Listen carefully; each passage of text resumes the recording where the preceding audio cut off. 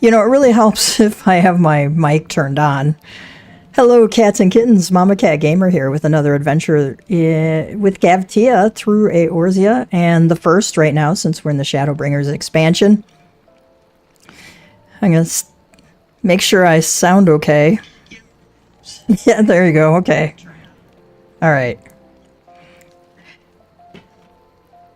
We're good to go. Okay. If I'm too loud, let me know. I might need to turn some settings down on my microphone. I spent the better part of yesterday tinkering with it, learning a little bit more about sound and how filters work. I actually got a shock mount so that you hopefully won't hear the annoying bumping of the mic that happens sometimes. All right. I wanted to do the this quest here, where we turn it into... We turn the animated Brionic over to Artish here in the pillars to see what we do. That's our next step in one of our Relic weapon quests. Let's switch to Dragoon. And equip that spear. We're still working in the Gaibug Atma weapon, which is going to drive me crazy. There's so much involved with it. If I could find this spear... Oh, there you are. Okay.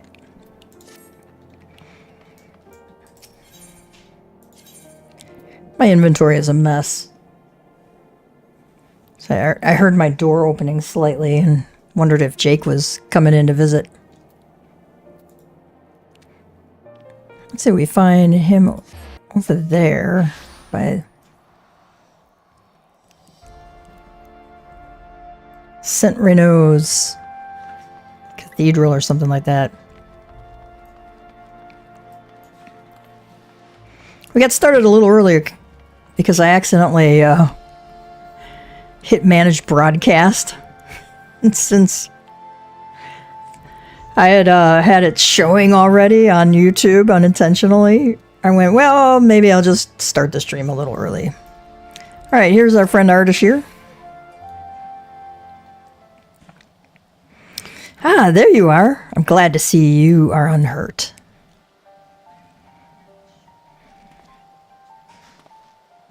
Pray forgive me. While waiting here, my eyes could not help but be drawn to the architecture. Breathtaking, is it not? Yeah, actually it is. They did a beautiful job on it. Back to the matter at hand. How fares the anima weapon? Surely by now it has shown some hint of life.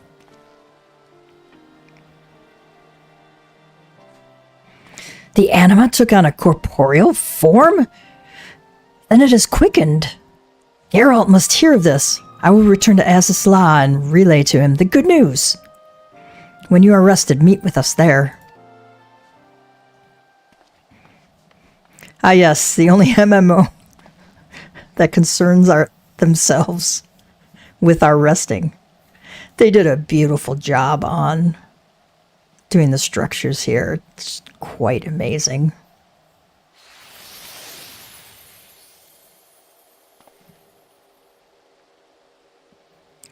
Where to?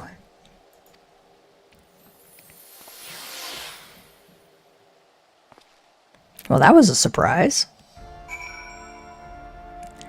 Oh, you have to do Samal for MSQ quest. We might do Samal too. Let's do Samal. Hey.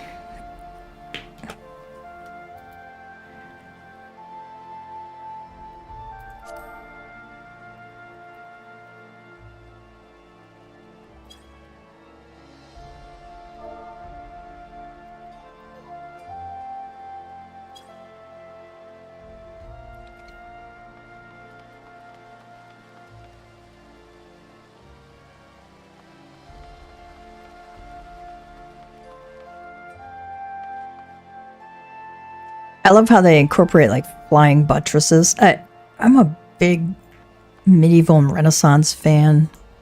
And of course, you know, some of the things you learn about are architecture and art, and besides just the political events of the day. And they did such a gorgeous job on some of this. It's just amazing. The artists in this game are stunning. It's just so talented.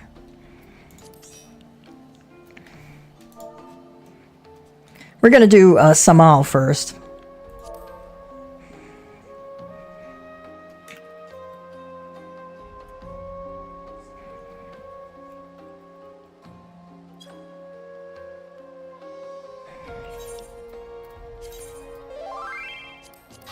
I prefer to do some of these.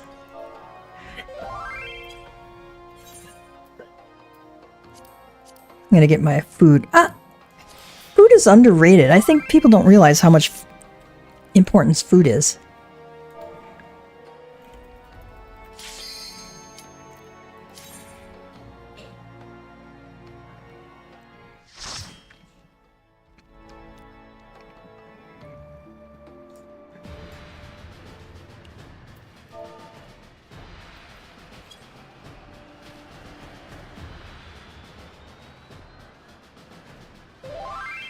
This is one of my FC mates who's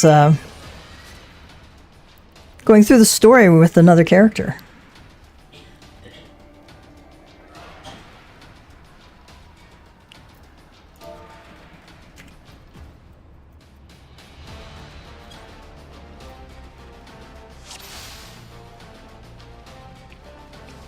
We got ourselves a gunbreaker and a monk. He's just booking along, isn't he?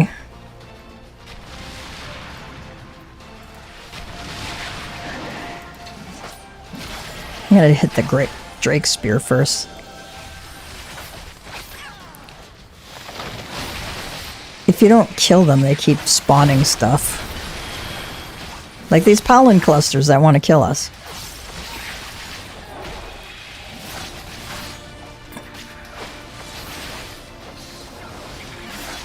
Oh, I'm poisoned. Oh no. Just see that icon.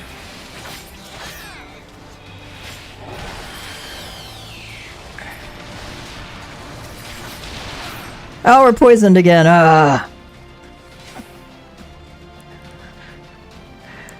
Our poor white mage is going to be doing a lot of cleansing today. I'm going to go get that Drake Spear.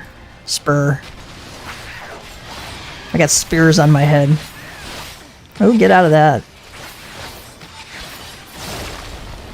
We're killing... Oh, I thought it said... Thought it said orchid for a minute there. I went, why are we killing orchids? Probably because they're eating our faces, but, you know, still. Orchids are supposed to be nice.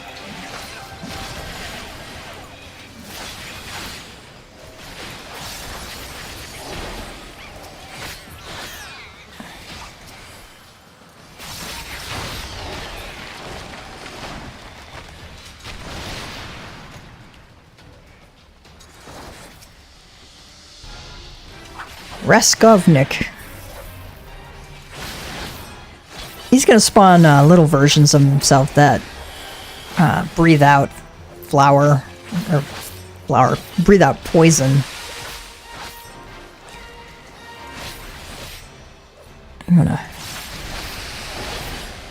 You don't have to be far away from the AoEs, okay?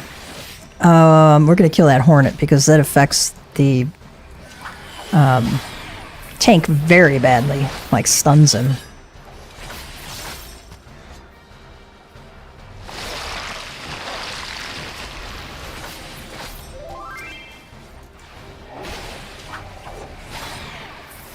Does it sound like a cat? I don't know.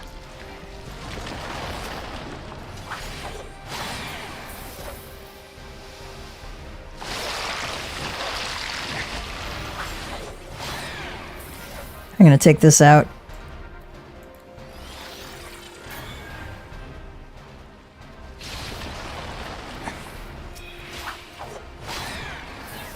Get out of the AoE again.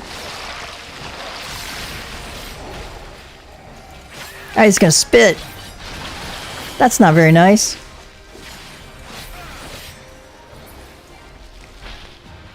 This was not the boss I was thinking of. This one didn't create any little flowers for us. That might be a different dungeon I'm thinking of, or a later boss. I don't know.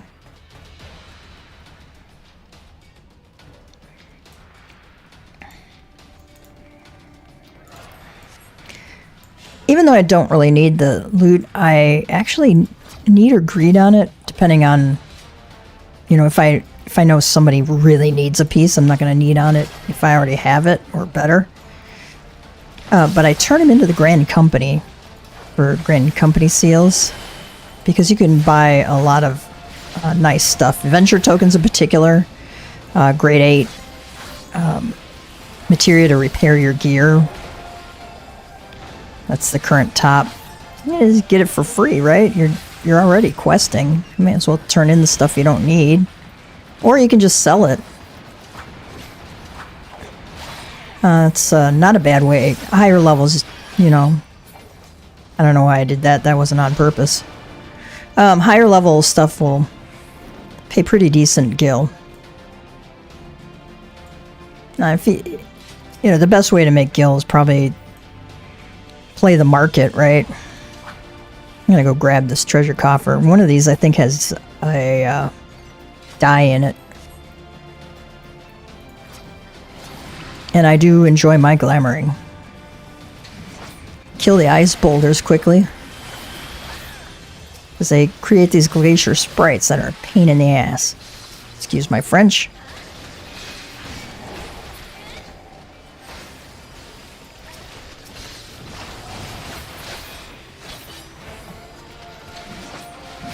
I'm going to dot all these little boys up.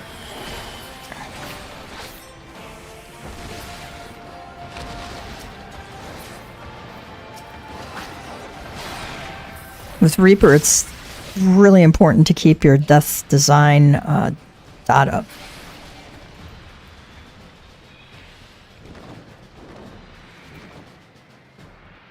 That's what helps you build your reaping stacks.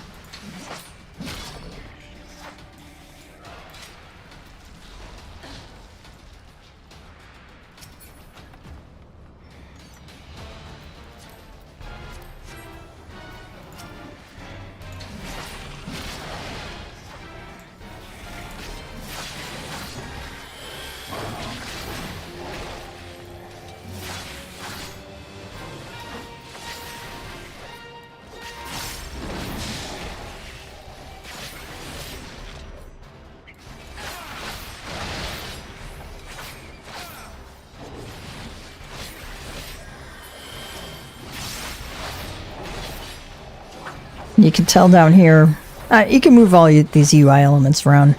I put it in a position where I can see it better, obviously. I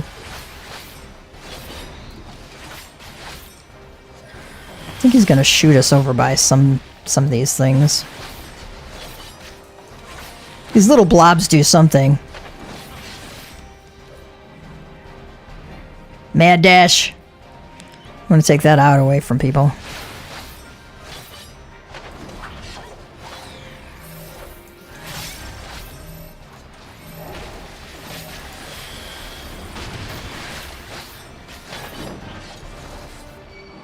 Up.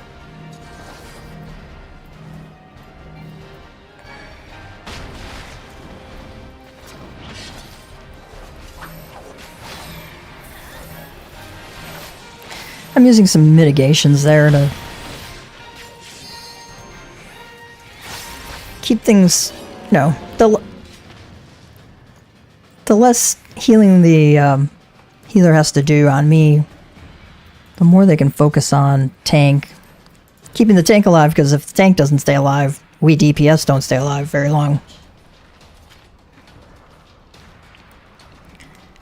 Although, we had a good time. I ended up Reaper tanking last night in Labyrinth of the Ancients Alliance raid, because our tank DC'd.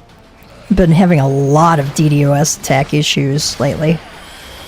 And our tank DC'd Never came back, and we weren't in a position, I guess, where we could kick him, because you have to, like, have collected loot or let the loot timer run out before you can kick him and not be in combat, and that's never going to happen in Realm Reborn Crystal Tower series Alliance raids, because those people book through those raids.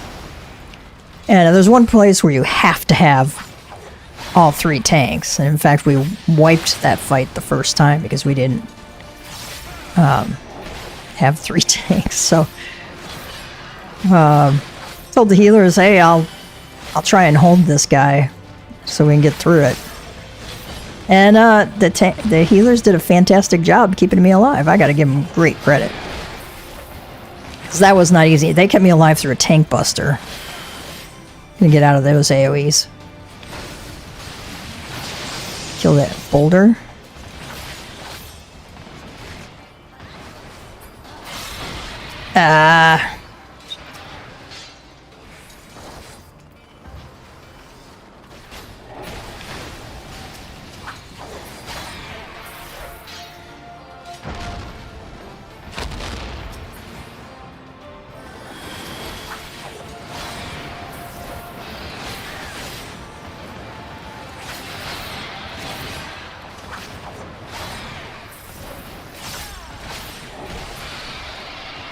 The nice thing about this is I know this class well enough that I don't actually have to look at my bar as much to do the skills. I'm able to obtain that item because I already have one. Oh, these are where the dies are.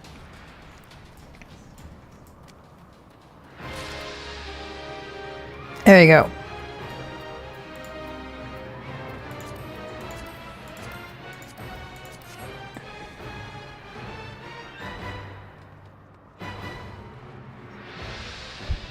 We're waiting for our healer to watch the cutscene. If you have a newbie in your group, let them watch the cutscene. It doesn't take long, and really adds to their enjoyment of the story. And it's always nice to let them experience the entire fight instead of starting it and, you know, they're joining halfway through and don't know what's going on.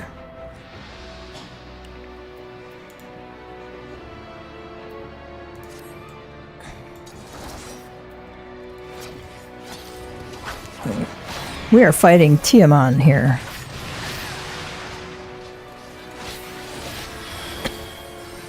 Chaos Blast is coming up.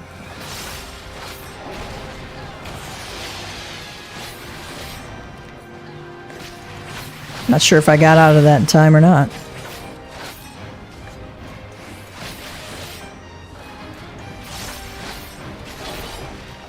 Comet. I think we gotta be on the side for this.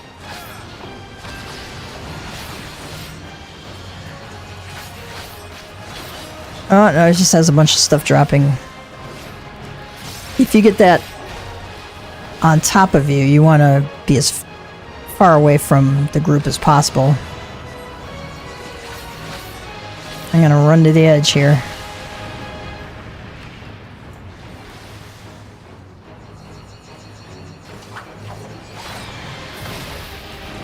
Definitely get out of that way. Oh, we're hitting the rings here. Wings, not rings.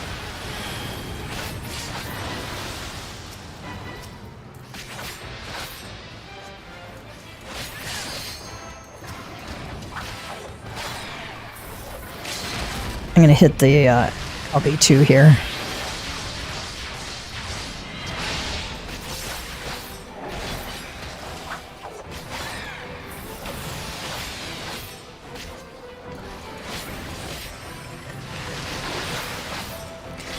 The best thing you can do when learning dungeons, besides learning the fight, right, is to learn how to move.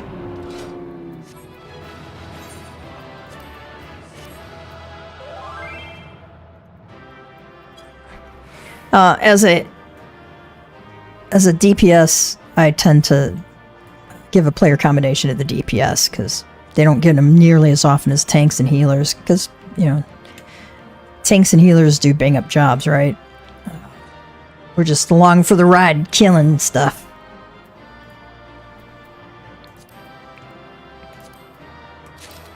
Ooh, that's...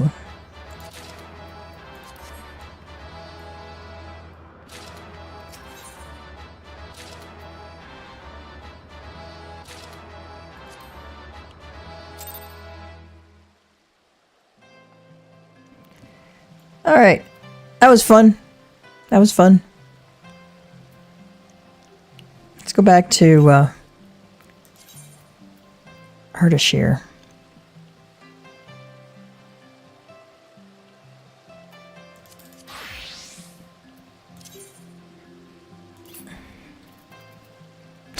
Now I gotta find my Briannac in my there we are.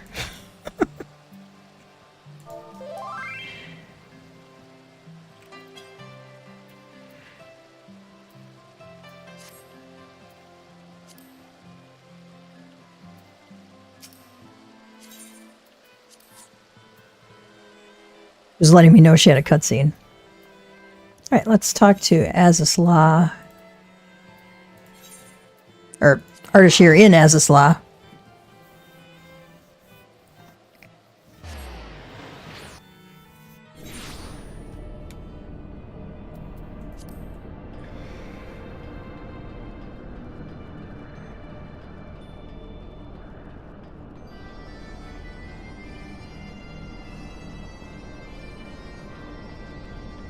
Hey, what does Ardashir have to say to us? Toughening up. Must possess... I thought I had the Briannac in. I might have had the Guy Bulgong.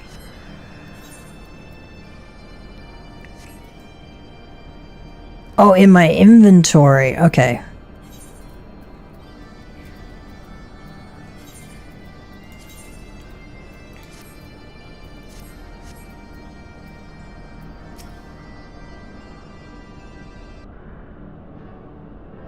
Give, you returned. Excellent. Geralt says, thank the bloody gods. Maybe now you can stop gibbering like a bleeding Oppo and tell me what happened out there. Guessing things went well. Ardashir says, have you not listened to a word I've said? Gav believes the anima has achieved cognitive self-awareness, manifesting itself as a corporeal form, independent of the receptacle you created.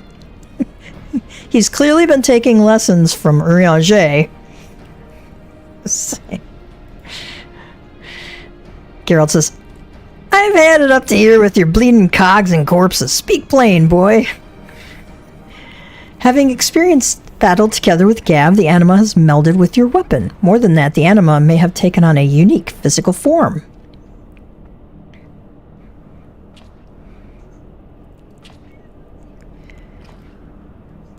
It spoke to you?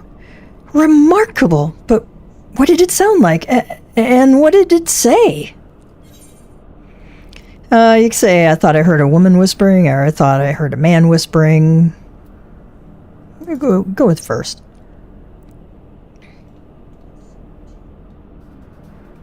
Amazing! The anima is already learning how to communicate. Oh, if only my master were here. I can hardly wait to see what else it's capable of. Geralt says, and I look forward to going home. Any road, give us the weapon, will ya? I'll bet there's still room for improvement somewhere or other. I'm gonna hand it over.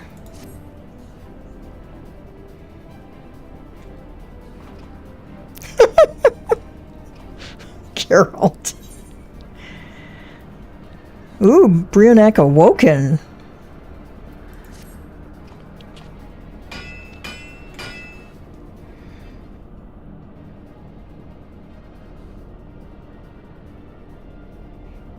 Ooh, that looks cool. What did... I tell you, better than new. If that anima was sleeping before, it sure as hell ain't sleeping now. Never seen a weapon do that in all me years in the trade. Ardashir says, what an exquisite glow. It's as if the anima could burst forth at any moment. That is a cool looking weapon. That is really cool. Ardashir says, if so young an anima was able to take form of its own volition, imagine what it might become given time. A force that shines bright enough to make the very stars burn with envy.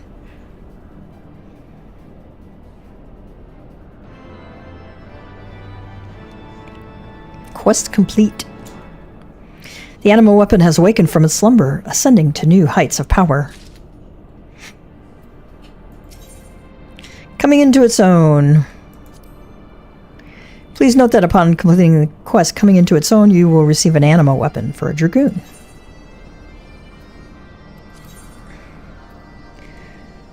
Alright, that'll turn into Rangomion. Ardashir is concerned about the anima's growth.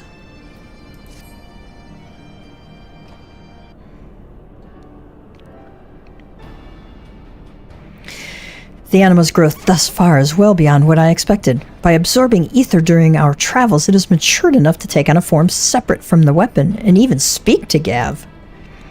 To grow so quickly would have required a substantial amount of ether. However, the soul stone is not without its limits. As it continues to absorb ether and grow, I fear it may not bear the strain of further development.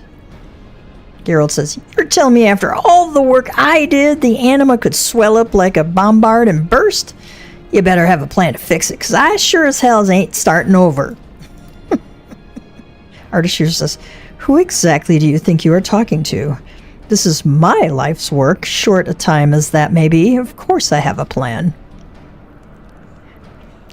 Okay, he's a mix of Urianger and Alphino. If we can reinforce the soul stone and increase its capacity for etheric energies, it should remain stable. I will speak with Rowena and see to collecting what we require. Ah, you had me fooled when you was begging and pleading to see those Charlian books before. Good to know your incompetence was only for show. Well, seeing as you have everything under control, if you don't mind, I think I'll... Ardashir says, "Run off to some tavern to get deep in your cups? Sadly, you haven't the time nor the coin for it. Not when you have a new weapon to make for our friend Gav here." "A new weapon? I just finished fixing the one he has now. Why the hell do you need another?" Ardashir says, "Just as we develop and change over time, it's only fitting the anima should as well. Or do you mean to tell me you were always such a gentleman, even as a child?" "Ah, it never ends, does it? Fine, if it'll help settle me debt with Rowena, you'll have your bleeding weapon." If we're attaching the soul stone to a new weapon, we're going to need materials for conducting ether. That's where you come in. I need you to go fetch me some enchanted rubber, fast-drying carbon coat, fast-acting elegant catalyst, and divine water. I know a lass in Mordona what sells them. Christiana's her name. Like as not, you'll find her keeping a corner somewhere at the House of Splendors. They won't come cheap, but you're a resourceful sort. I'm sure you'll think of something.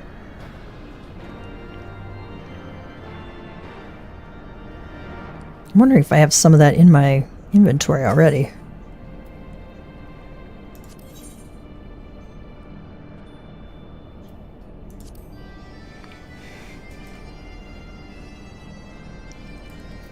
Okay, we gotta talk with Christiana and Revenant's Toll.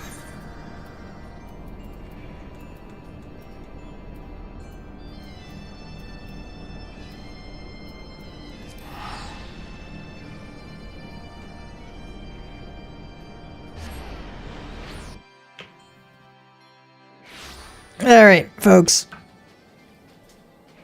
I have to take a quick bio break, and it can't wait, sadly. So bear with me. We had stomach flu going through the house earlier, so we're recovering. So I shall return shortly.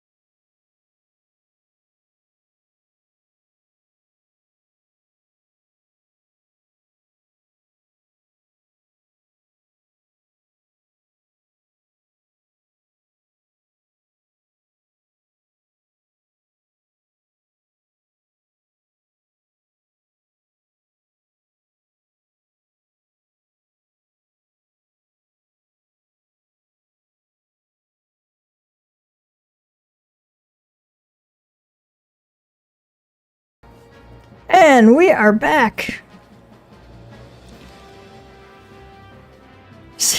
Seeing the train, or the train in the chat. There's like people smiling and laughing at each other. It's like, wait. Okay. Let's talk to Christiana in Revenant's Toll.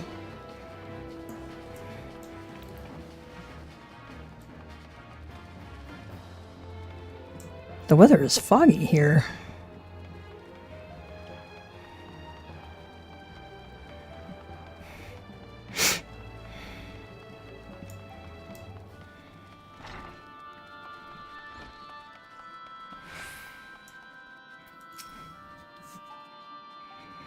A customer? A customer! You are a customer, aren't you? I mean, I realize this isn't a proper stall, but I do have wares to sell. That is, if you're willing to buy them. Have you come to buy my wares? Ether conductive materials. I think I have what you're looking for, but it won't come cheap. Truth be told, I don't get buyers for these items all that often, and now that I have you, my new favorite customer, I'm sure to turn a profit, and then I can build a stall of my very own. But I don't want your gil. No, dealing with gil is much too messy. What with all the counting and sorting and finding a place to... Bartering is much simpler, don't you think? There are a few things I'd be willing to trade for if you're interested. Alright, the goods requested by Christiana can be obtained through various means, including dungeons, allied society quests, and crafting. Speak with other players and share information to discover how to find them. Okay, what do I need?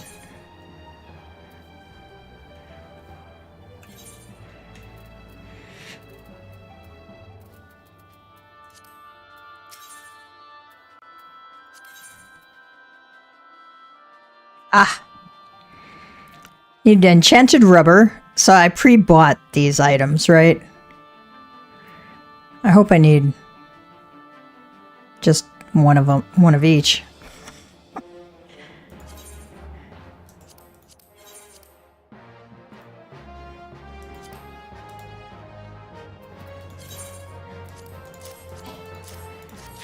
Okay, fast driving carbon coat. Okay.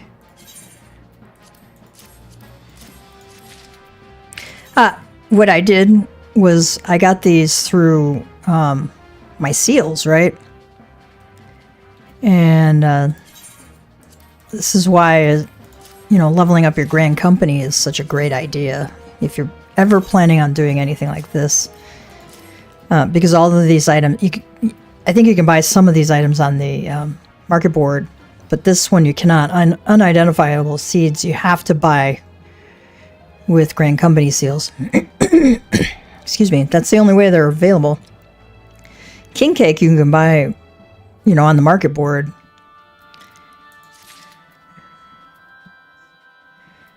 But it's much better if you can get them for free by just turning in items.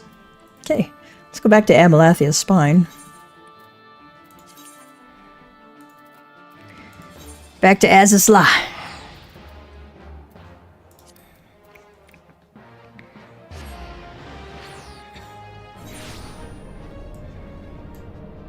You know, tomestones of poetics you can use to buy these too. Okay. I need to use some of those up.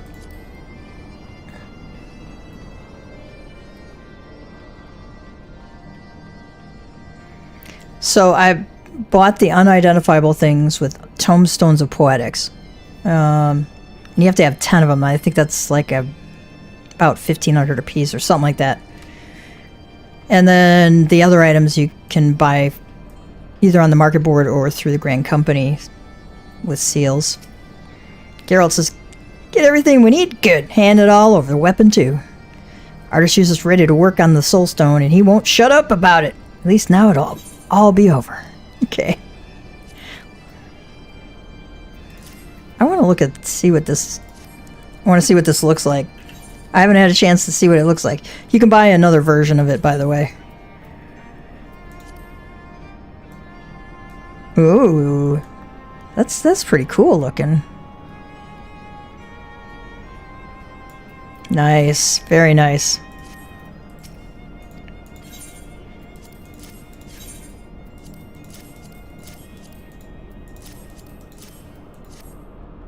Good on you, lad. Now then, let's make us a weapon, eh? Rangomion.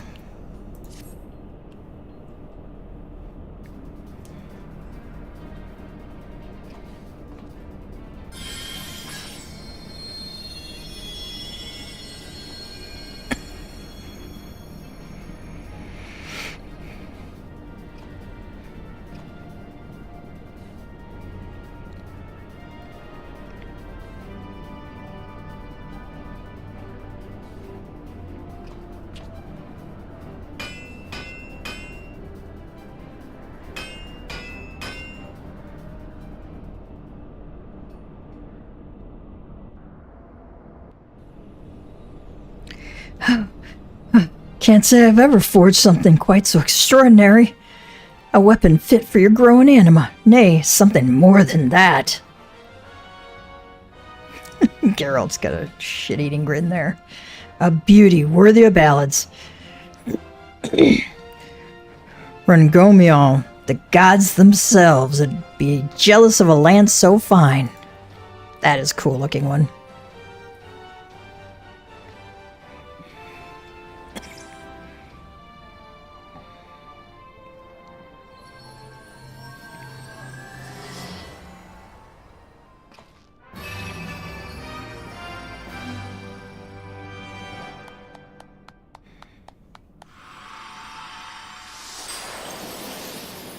Oh.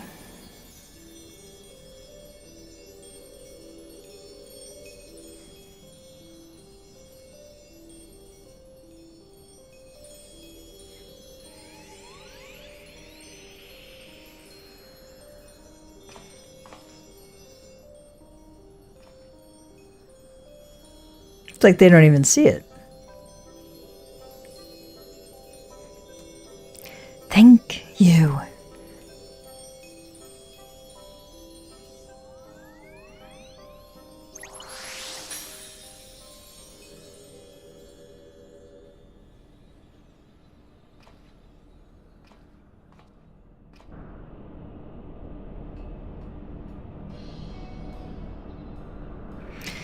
Wait till Rowena takes a gander at this. We keep this up and she'll be giving me notes of promise.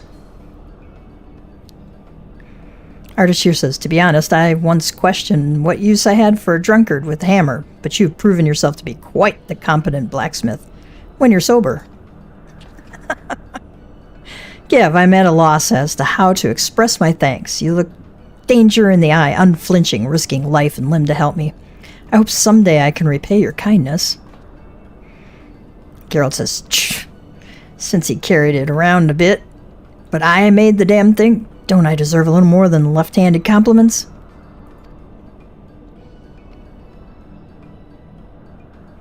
What? The anima manifested it again? When? Just now while you all weren't even looking. But I didn't see anything. Are you certain? No, I was hallucinating. Why is it that only you are able to see the anima when it chooses to present itself? Geralt says, maybe it's got no interest in the likes of you. I suppose the anima's not yet strong enough. Perhaps one day after it is fully matured, we too will be able to behold its wonders. This calls to mind Thavnarian literature on the Zodiac Braves, legendary heroes who wielded arms of unparalleled strength. But soon they will tell tales of a new legend, of you and your anima weapon. Geralt says, now don't be getting ahead of yourself, lad. There's no denying it's a beauty, but there's still room for an improvement. You just said yourself the anima ain't fully matured yet.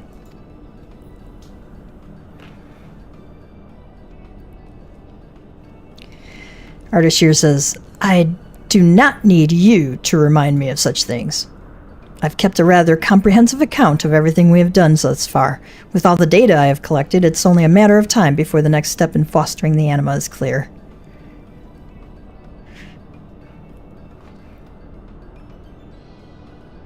Which reminds me, Gav, if you would care to read over my notes on our work, you are more than welcome to pore over them at your leisure. They are on the table just over there. Geralt says it's kind of parenthetically, aye, that's the way, lad. Every step that brings us closer to finishing this bleeding weapon brings me a step closer to a life free from debt and that gill-swindling wench Rowena. Here's a pro tip, Geralt. You'll never be free of her. The weapon has been forged anew, and the anima's strength blossoms. Anima Crossing. Let's see what it looks like now. Animaniac. Not bad. Not bad. I kind of like the other one better, to be honest.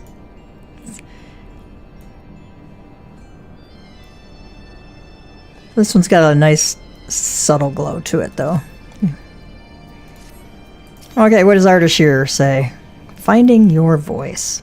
Please note that upon completing the quest Finding Your Voice, you will receive an animal weapon for a Dragoon. This is what we want to do. Ardashir has made a breakthrough in his study of the anima. Let's accept that one. We have made remarkable progress, Gav, but our work is far from over, says Ardashir. If we are to create a truly free-thinking weapon, we must empower the anima to do more than utter a few unintelligible words to its wielder. Moreover, it must be encouraged to recognize you not only as the rightful owner of the weapon, but also as a companion to whom it can turn for guidance. A companion who senses its presence where no other can. Quite why that should be is a question which confounded me for some time. It was only after spending countless days poring over my notes that the answer came to me. In my efforts to predict the anima's rate of growth, I realized that I had overlooked an important variable, you, my friend, which is why I took the liberty of investigating you and your dealings in Eorzea. Well, we've been busy little boys. You are possessed of a rare power known to some as the Echo, are you not? Yeah.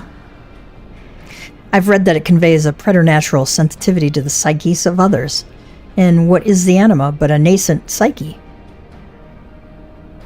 Geralt says, you're saying you gotta have special powers just to see the bloody thing? Special powers that only a handful of folks got? Well, that's just great. That is, even if Gav and his Echo sporting mates buy 10 weapons each, they ain't like to spend the sums Rowena's got in mind, meaning me debts are set to go unpaid. Unless, of course, you've thought of a solution. Yep. As a matter of fact, I have. Unlike the quasi-souls of golems and other constructs, the anima is unique in that it was created using the pure ethereal energies of astral and umbral nodules. As such, it bears no residual imprint of another psyche, and therefore possesses the potential for cognizance and growth. Having no reason or desire to grow, golems can typically subsist almost indefinitely on the energy of their initial ethereal infusion. The anima, however, is quite different. Being in a state of constant development, it requires a constant supply of ether, and while it is capable of sustaining itself by drawing upon the naturally occurring ether of its immediate surroundings, I have theorized that the cause of its marked growth to this point is, in fact, its close proximity with you, Gav. Your weapon serves as a conduit between you and the anima, feeding it energy at a steady, albeit slow pace. If we could somehow improve the weapon's conductivity, I'm certain it would promote faster growth, enhancing the anima's ability to communicate. The resultant strengthening of the connection between anima and wielder could, in theory, facilitate communication even in the absence of the echo, felling two birds but with a single stone. Which is where you come in, Geralt. Do you think you can improve the ethereal conductivity of our anima's lodgings?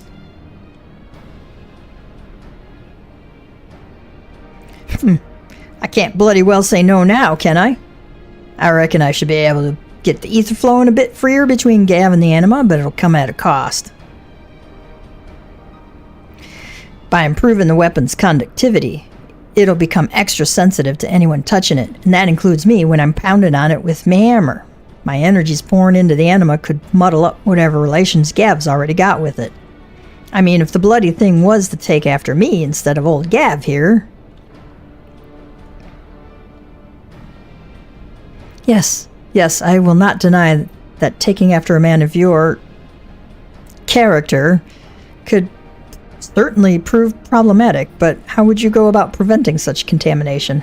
Contamination, cheeky little shite!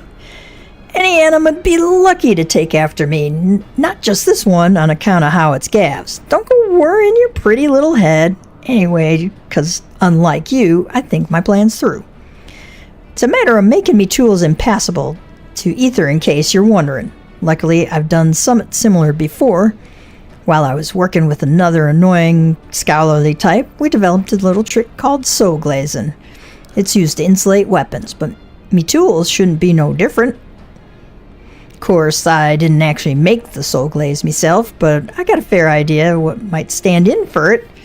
According to a glowing ball I was talking to, the Alligans used something called ether oil in their metalworking, and it did pretty much the same job.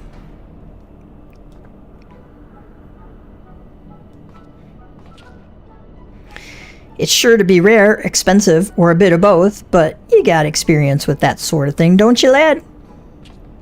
So run along and bring us 5 pots of ether oil for me hammer and anvil, will ya? We've none of us getting any younger.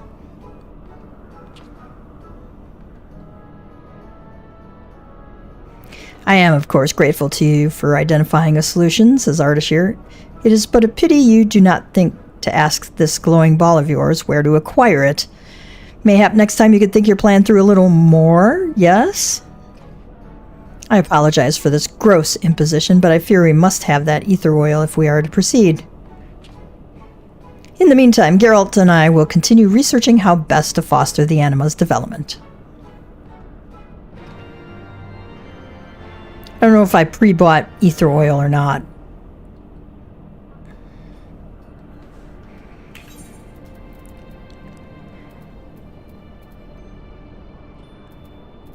I don't think I did. You can type iSearch. Ether oil.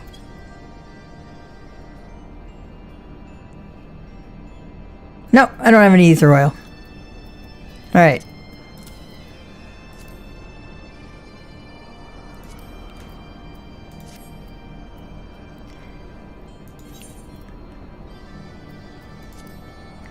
I believe I can find ether oil, the Grand Company supplier, but I don't know how much that'll be.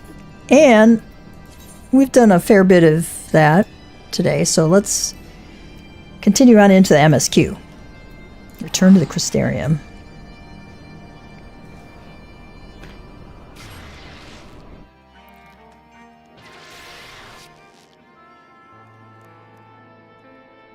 Yeah, I'm looking forward to the end weapon view of this. So, all right, now we have to wait for Minfilia tessellation.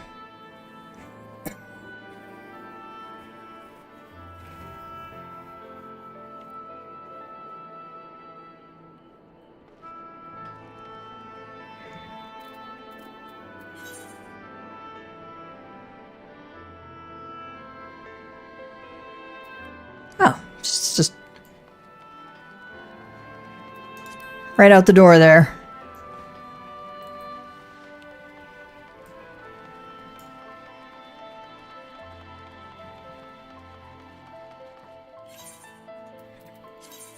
I don't. Anytime I see a area like this, I go, looks like we might be in combat. So I like to have my better ones. I did get Samurai to level 100. Summoner's at level 68 now. But I would prefer to do this on Reaper right now. I'm going to eat some more food too. Sorry guys, I got hiccups all of a sudden.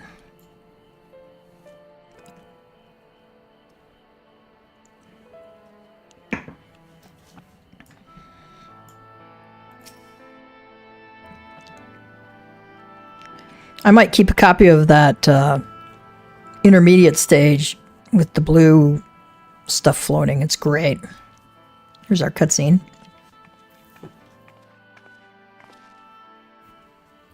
Minfilia says, sorry for the wait. I'm ready now.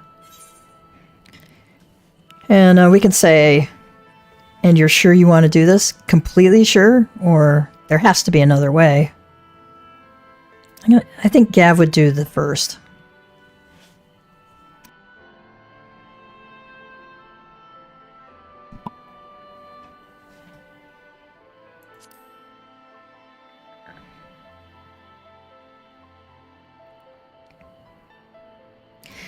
Look, no matter what happens to me, I'm sure that I don't want to go back to being who I was. I want to be stronger, strong enough to face my destiny, and I want to believe that I can play a part in saving this world. I hope you can find it in yourself to believe it too. Y'shtola says, when you put it that way, how could we not?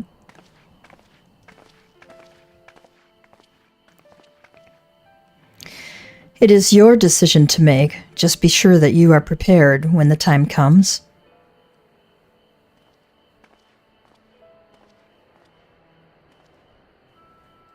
Riange says, if all are assembled, shall we depart? So we're going to translate Riange speak. Okay, if we're all here, let's go.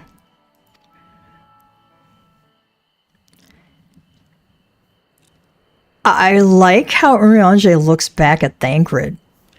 Because that's his friend, too. They've known each other for years. And I think Riange was actually like checking to make sure Thancred was okay. Thancred says, we'll follow your lead. What route would you have us take? Alize says, about that, there's something I neglected to mention. I saw a Yulmoran airship coming into land over Amarang while I was on my way back to the Crystarium. No doubt the same vessel that bore Vothri's forces to Raktika. Alfino says, meaning we can expect to encounter armed resistance on our journey through the region.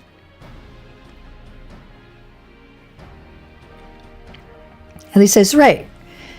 Now, Nabatharang lies in the southern reaches of Amarang, and there are two routes we can take to get there. The first is the eastern route, which would lead us past Mord Suk. The other is the western route, which would require us to pass through the Hills of Amber. Thancred says, Minfilia and I took the eastern route last time. Alice says, yes, that's the more well-trodden path. It also makes for easier traversal of the Nabeth Severance. But we can't use it. If we did, we'd need to cross the Severance from a point nearby the inn at Journey's Head. If the Yulmorans caught wind of our approach, it could very well bring them into contact with the inn and its patients, and we can be sure their activities would not meet with Vothri's approval. It will make the journey more arduous, but I believe it would be safer to take the western route, which brings me to my proposition. While you make for the Hills of Amber in the west, I will draw the Yulmorans' attention elsewhere, to an area in the east that I know to be uninhabited. That way, you'll have a chance at reaching Nabatharang unopposed and without risks to civilians. Alfino says, I cannot deny that it's a sound plan, but nor can I allow you to go alone. My skills will make your task at least somewhat easier, will they not? Y'shtola says, I will accompany you as well. It will afford us a chance to have a proper conversation. And if I go with the others, I'm likely to say something Thancred will regret. Thancred just goes, well, you know how it is.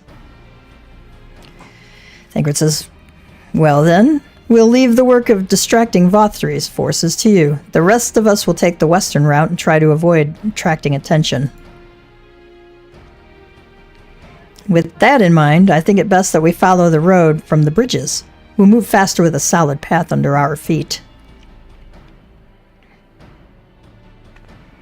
Alice says, we'll borrow a few Amaro for our journey. I leave the rest to you, Minfilia. Thank you.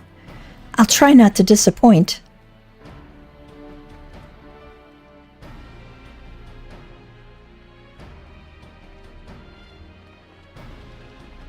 I guess Urianger is going with us too.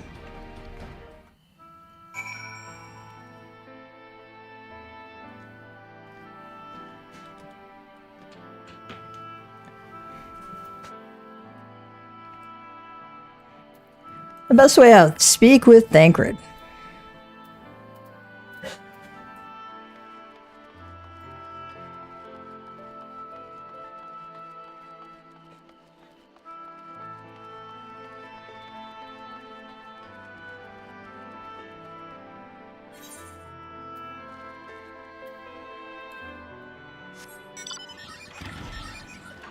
Ah, still can't fly.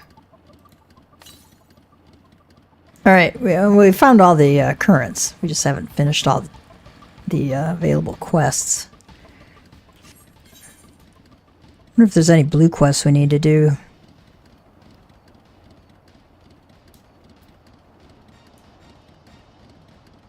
Oh, we might have something down here that we have to get done.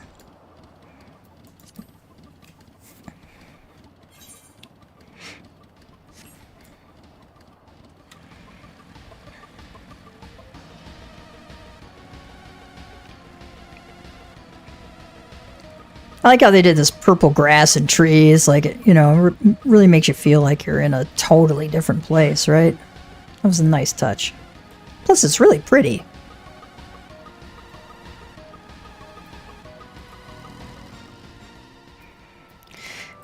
What does Urianger say? Would that we all had thy surety of purpose. See, I wish we all knew what to do like you sure do. Minfilia says, we'll need to move quickly. The longer the others need to keep the Neomorans busy, the more likely they are to be caught. There you are. The gate leading to Amarang is just up ahead. In all the time I've been here, I've never ventured into the Hills of Amber. Not that I'm particularly intimidated by new lands at this point. But we have more than enough reasons to be cautious as it is. Keep an eye on Minfilia for me, would you?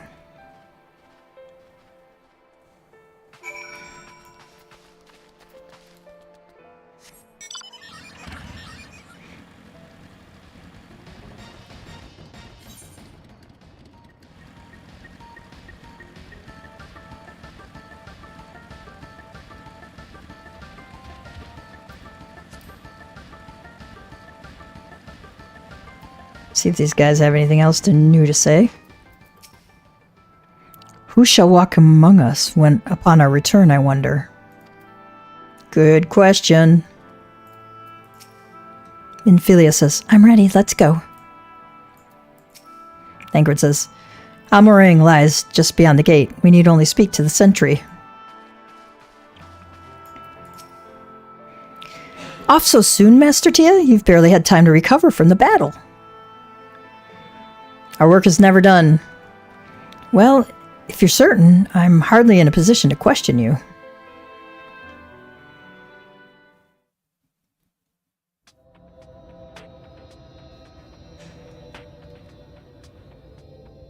Take comfort in the bonds you share. Accept the pain when the time comes to part. Press on, for joy and sorrow walk hand in hand.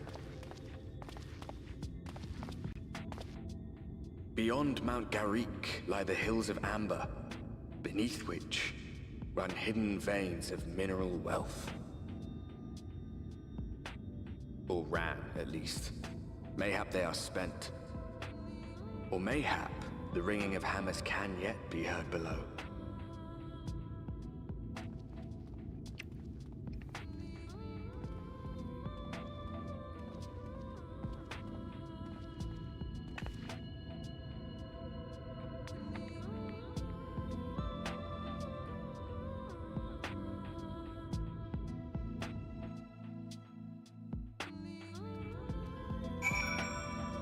We discovered a new location. Thancred says, a village so near? How convenient.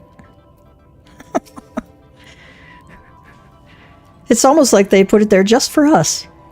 Urianger says, sound though Mistress Alize's logic was, I fear the road less traveled hath other perils in store for us. Okay, he's saying, you know, as good as her plan was, I think the less traveled road has different dangers for us. This place has been scarred by the flood too. Who could say what lies ahead? But whatever else this road may be, it is mine to travel, and I don't plan to take a moment of the time I spend upon it for granted.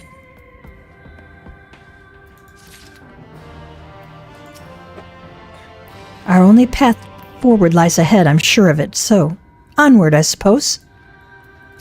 Urianger have anything new? No. Thancred is gazing with interest at the nearby village. I take it you're seeing what I'm seeing? Finding a village when we're hardly 10 paces into the hills is a surprising stroke of luck, especially given our recent fortunes. But you won't hear any complaints from me. Let's see if the folk who live here can tell us what to expect from the road ahead.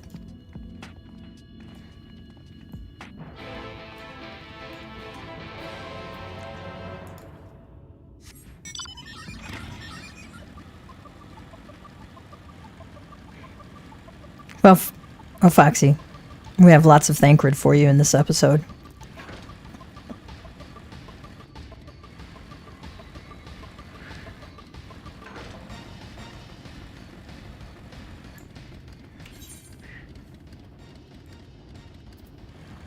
Okay, this is called Garik.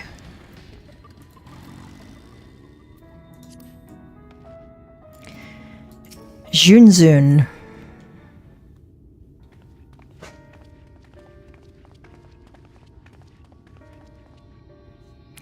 Junzun said, you sell? No, you are no merchant, but then why do I know your face? Oh, I remember. You spent Verbert gold.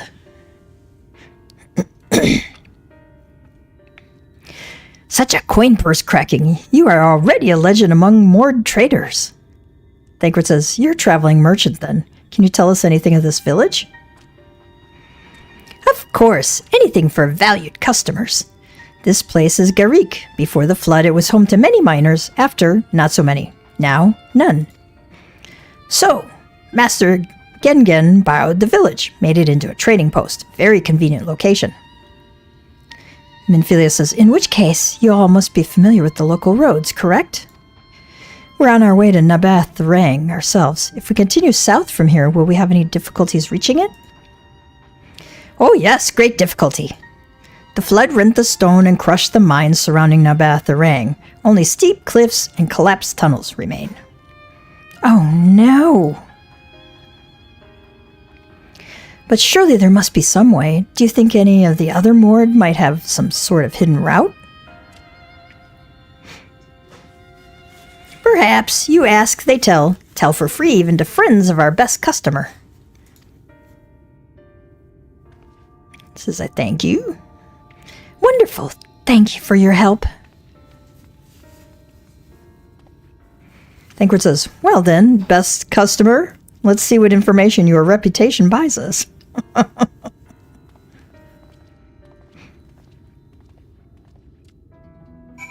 hang on.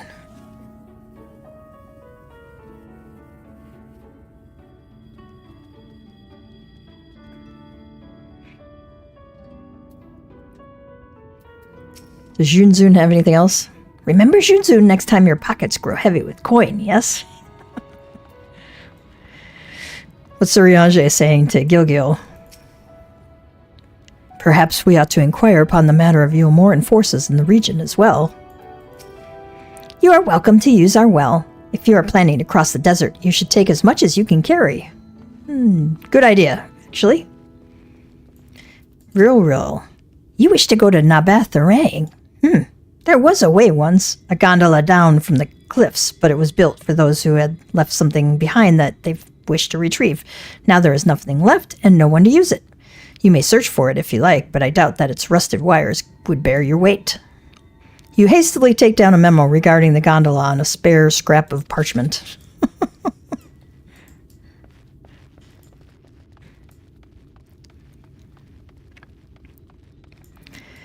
Ren. Can I interest you in some rock wigglers? Plump, juicy, and wriggly, no? Is there something else I can help you with? What do you do here? I am what we call a middle mord between Twine and the crystalline mean. The crystarium is too far away for most of the miners, so I buy their gemstones in ore and sell them for a higher price. I only sell by the crate, so if you're looking for individual items, try the other merchants. They have many goods for travelers like you. What kind of place is this? Garik was once a mining town, until all of the miners moved out, that is. They were kind enough to leave their houses for us Mord to use, and like we always say, waste not, want not. As you can see, there is not much here, but a lot of people traveling to and from the crystarium pass through, mainly to rest and use our well. It is the closest thing this place has to an oasis. Oh, good. What does Thancred say? If we're not lucky enough to encounter anyone who knows a route to Nabath the Rang here, perhaps they can at least point us in the direction of others who might. What does Bulbul say? Many people pass through Garik. We normally see the ones from Lakeland again on their return journey, but some of them never come back. Fortunately, some of them get eaten. More junk monger. I can repair my own gear now. With grade 8 dark matter, which I've got 343 pieces of, and I got enough Geishel greens for my little chocobo. What else do they got? They have level 76 gear here. Okay. Something to kind of keep in mind if you ever are in that position. If you're coming on level, with the level boosts and all that they have now, it's so easy to like way out level everything. Minfilia says, I've got it. I'll lead by asking how business is, then mention you, and then ask about the route. That should work, right? Hasn't had much opportunity to negotiate, I suspect. Gon says, for Nabeth the Rang, airship is best. Nothing is faster than an airship. The Umorans have one, I hear. You could ask them to take you. No, not really. Though it seems somewhat superfluous to do so, you dutifully make note of Gon's words. All right.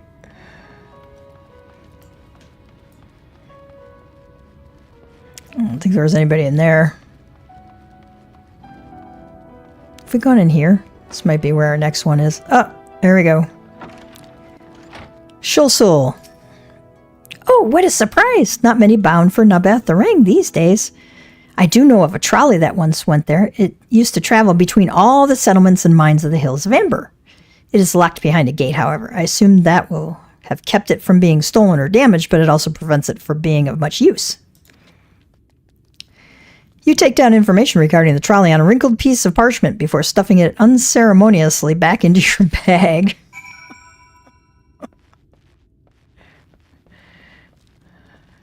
What does Mon have to say? Traditional Mord food is not for everyone, it seems. Visitors always say, too much meat, not enough vegetables. Too much worms, not enough dirt.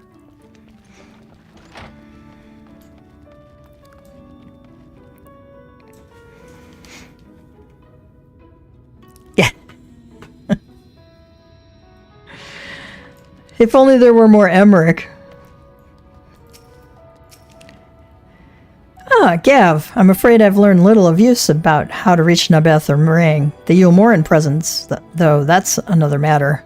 Apparently, though their army is sufficient... Let me start that again. Apparently, though their army is definitely in Amarang, there have been no sightings of Yulmorans at all in the Hills of Amber. Perhaps we can take that as a sign that Alize's plan has borne fruit. Did you have any better luck finding us a route forward? Note concerning the gondola, a bit of paper with gondola from cliffs, potential death traps scrawled on it. Notes concerning the trolley, a bit of paper with Hills of Amber trolley behind gate scrawled upon it, and a bit of paper with airships, Yulmoran presence confirmed scrawled upon it. Okay. Is that a potential death trap? Nice.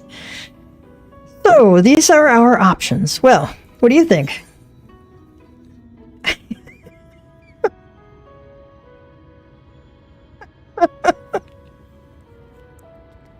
Can we get an airship anywhere? Not from Vothri, obviously. Or we could try the gondola. Might die, but Gate aside, the trolley seems most feasible. I want to see what we'd do if... I want to do the gondola option. I'd rather not if it's all the same to you. If it went poorly, we couldn't simply wave our hands and vanish into the ether like Y'shtola. Not that I would recommend it, even if we could. Can we get an airship anywhere? We could perhaps use Amuro, but even from a distance, I can't imagine that the Yomoran army wouldn't spot us if we were to travel by air. Alright. Trolley. Trolley it is. It does seem to be the least risky of our options, and I can't imagine one gate is enough to thwart you. I'd like to know a bit more before we dash off in search of it, though. Perhaps Junjun can offer some insight.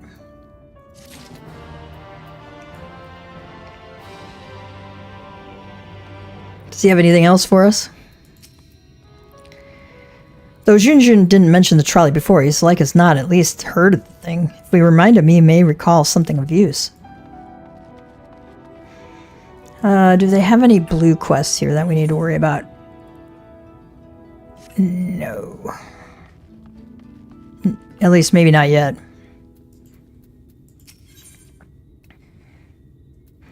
Junjun is eyeing you with curiosity.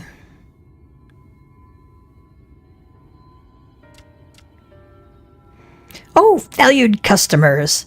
Were the other Mord of help?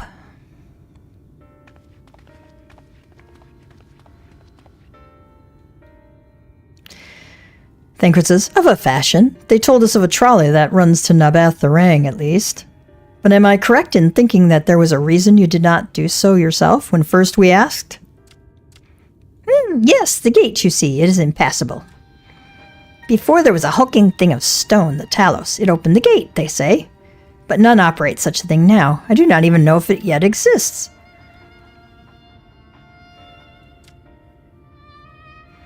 I do not know, but you should travel east to Mount Biren Mines. That is where the trolley controls stand. I still see miners there from time to time. If anyone knows what happened to the Talos, it would be them. Thank you, you've been of great help, says Minfilia. Thancred says, we're off to Mount Biran then. Let's hope that someone will be there to answer our questions.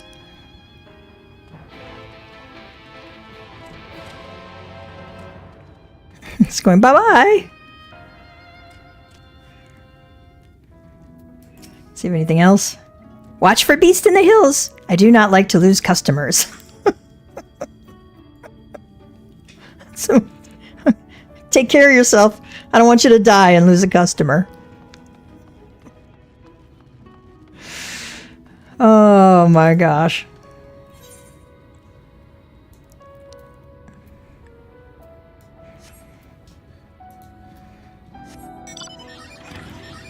All right. I'm actually going to bypass them to get to the Aetheryte. And I'll double back to get to them. The biggest reason why is we've been having a lot of DDoS attacks. And I really want to have this Aetheryte unlocked. If I can manage to figure out how to get up there.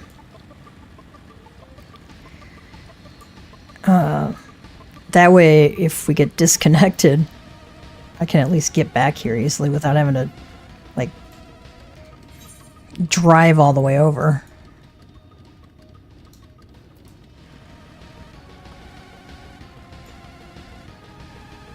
At least I think I can get there.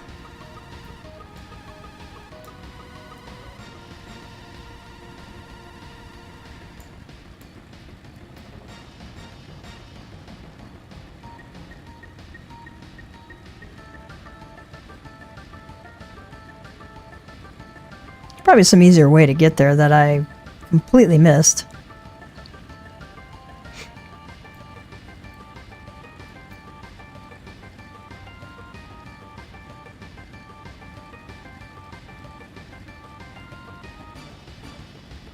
Oh, yeah, the little rope bridge over there.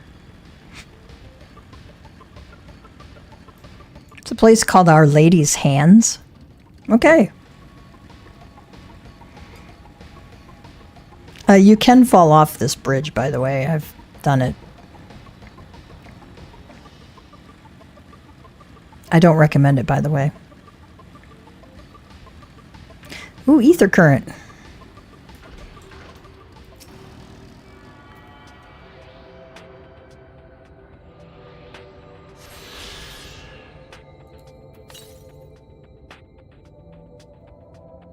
To the southeast. We'll be going down that way in quite a while, so.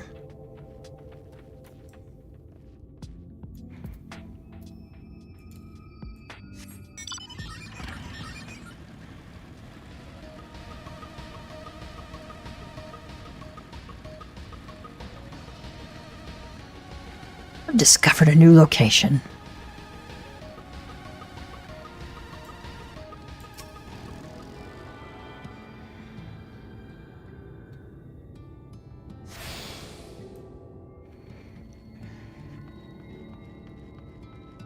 Get our Amuro unlocked.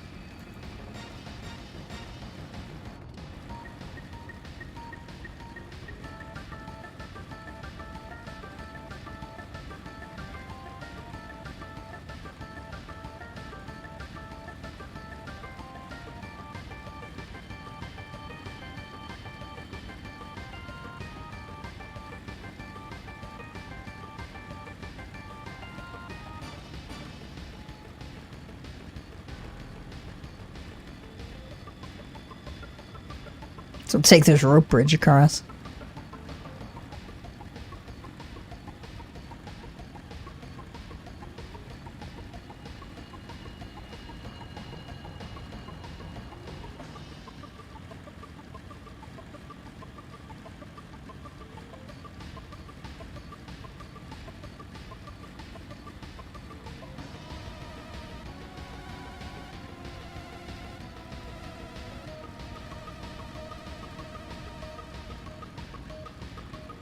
It's a good thing that this mount music isn't super annoying.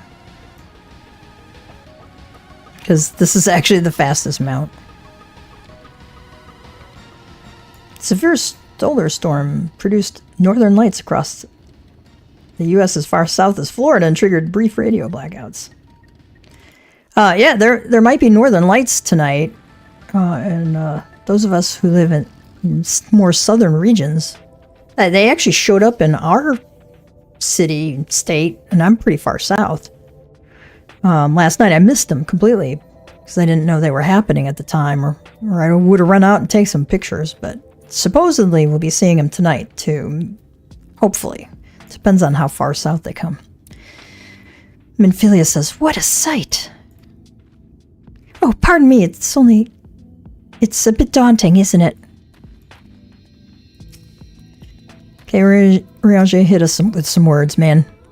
Mayhap the pall of light is the root of this land's desolation. Or mayhap the fault lies with man and his insatiable greed. Okay. So maybe it's the light that has made this place desolate, or maybe it's the greedy miners. I think it says the scale of the track is impressive. I'll give them that. Now we only need follow it until we come to the mines. Alright, speak with Thancred. We continue our trolley problem. The trolley problem is a play on this philosophical, hypothetical problem where you have to, you know, decide who lives and who dies.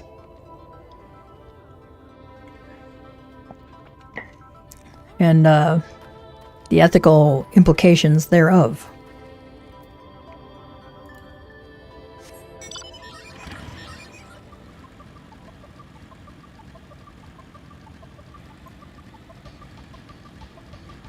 Kind of like the equivalent of the philosopher's Kobayashi Maru for those of us who are Star Trek fans.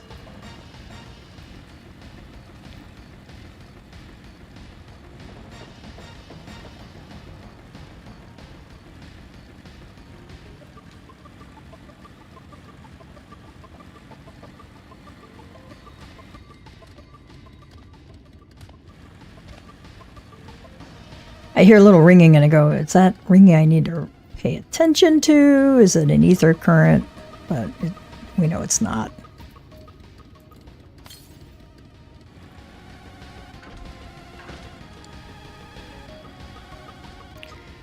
Minfilia says, this lever can't have been designed for a person to operate. Why not? Okay. I tried to jump down to get this, and it drove me crazy, so I'm going to wait until I can fly.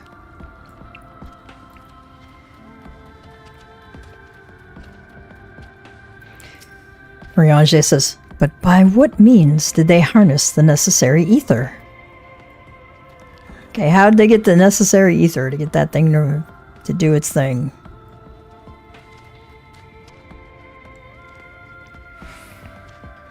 I'm sure some of those of you who are platformers will love this one. Since I fail at jumping, I hate them. I just wait until I can fly. And then I land there. Alright, Thancred.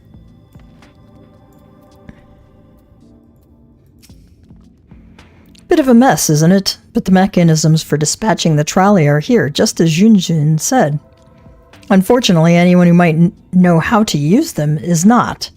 We might wait for Junzun's mysterious miners to appear, or have a look around and see if we can deduce anything useful in their absence. I'm in favor of the latter. Something near the entrance to the mines proper caught Uriange's eye. Meet us there if you find anything.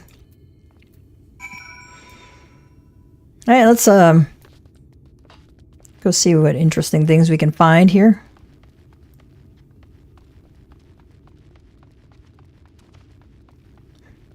Anything in the building? Conspicuous cup.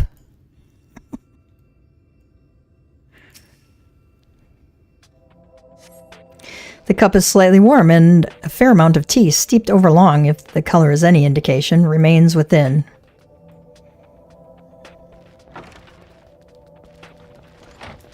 Oh, I see something there. Iron rail.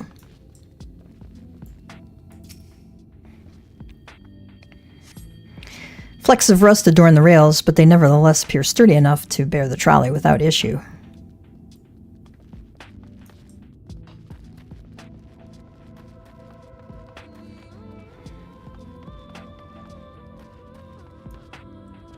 I remember it was like somewhere back behind here. Or maybe up top here.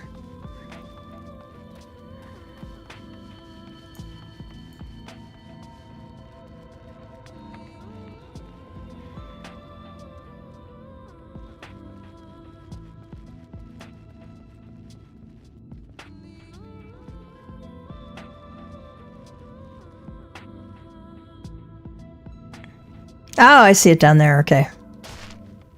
Trolley car. The benches within suggest that this must have been a passenger car. Oddly enough, though it is clearly old, it appears to be well maintained.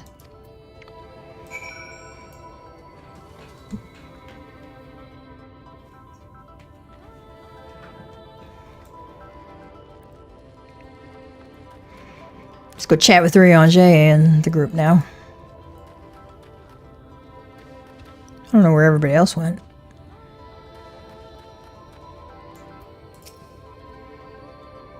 Ah, Gav, what hast thou discerned? That's Oriange for saying, hey, what'd you learn? I see, indeed. Thine observations are consistent with mine own. What you observed, I observed too. But let us refrain from further discussions ere our comrades arrive. Okay, but let's wait for everybody to arrive before we chat more.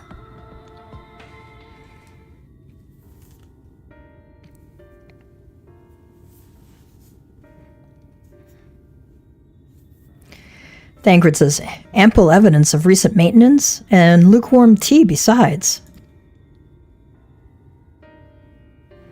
Minfilia says, the levers for switching tracks look like they were in good condition, though I couldn't move them myself. No ordinary person could, I think. Oriange says, it is my belief that no person is meant to.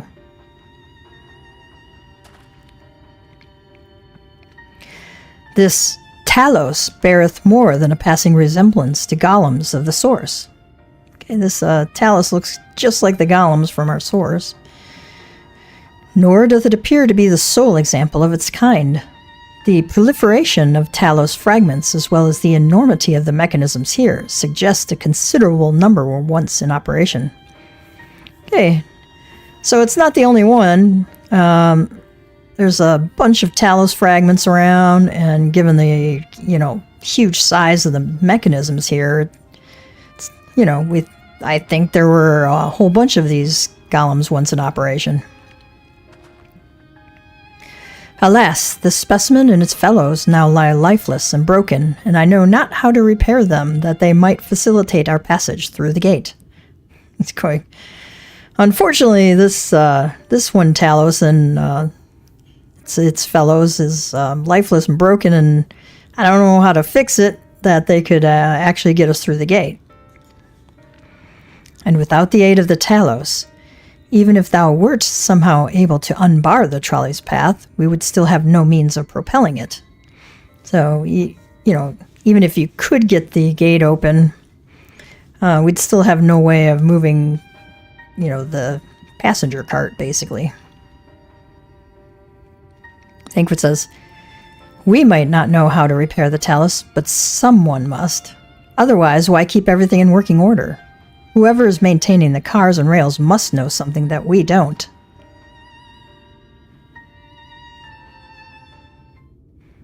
Let's ask him what it is, shall we?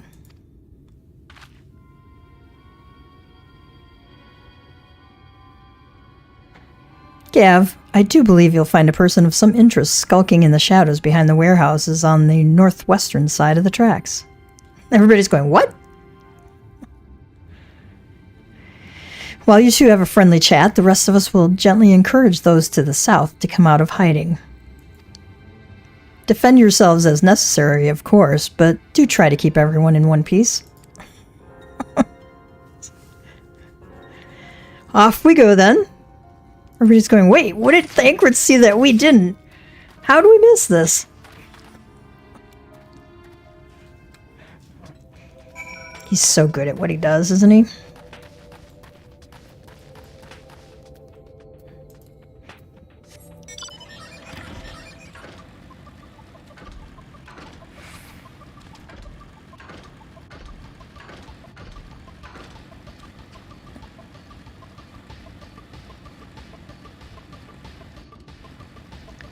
Suspicious man.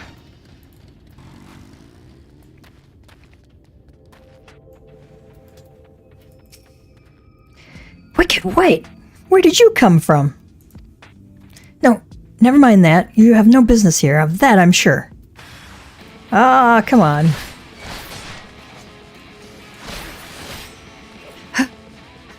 What are you? Ugh.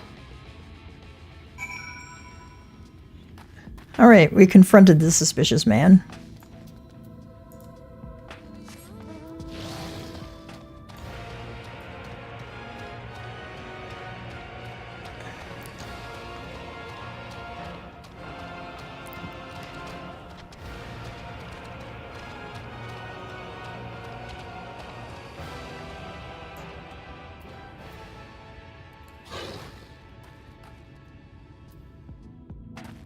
Minfilia looks concerned there. feel a bit bad for them. Don't. They attacked us first.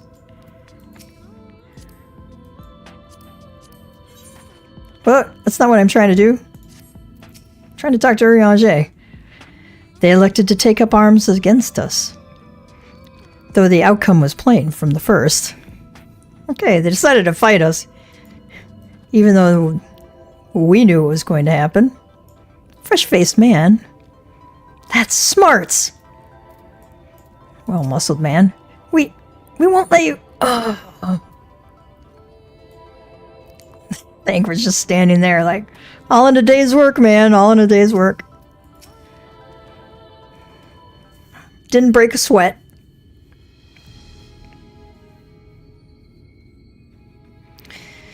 Good to hear.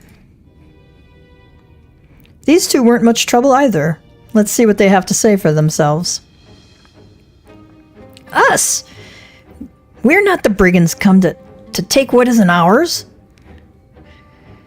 Do we honestly look like we'd need to steal, what, some rusted bits of iron? Don't be absurd. We're not here to rob you. A likely story. You look, well...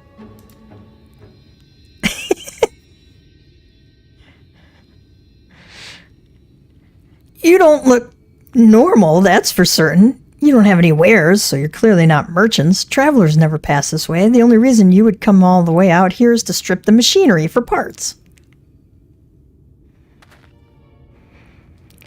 Oh, Thaf, I have an idea. What if, once upon a time, a lovely lady of noble birth ventured forth in search of her lost love, joined by her two most loyal servants, sworn to follow her unto world's end.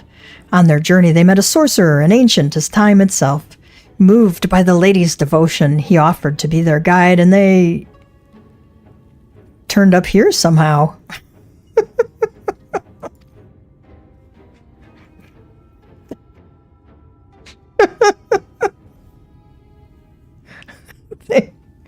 Thancred said, I can only assume that you're being intentionally obtuse, but in the unlikely event that that's a serious conjecture, no.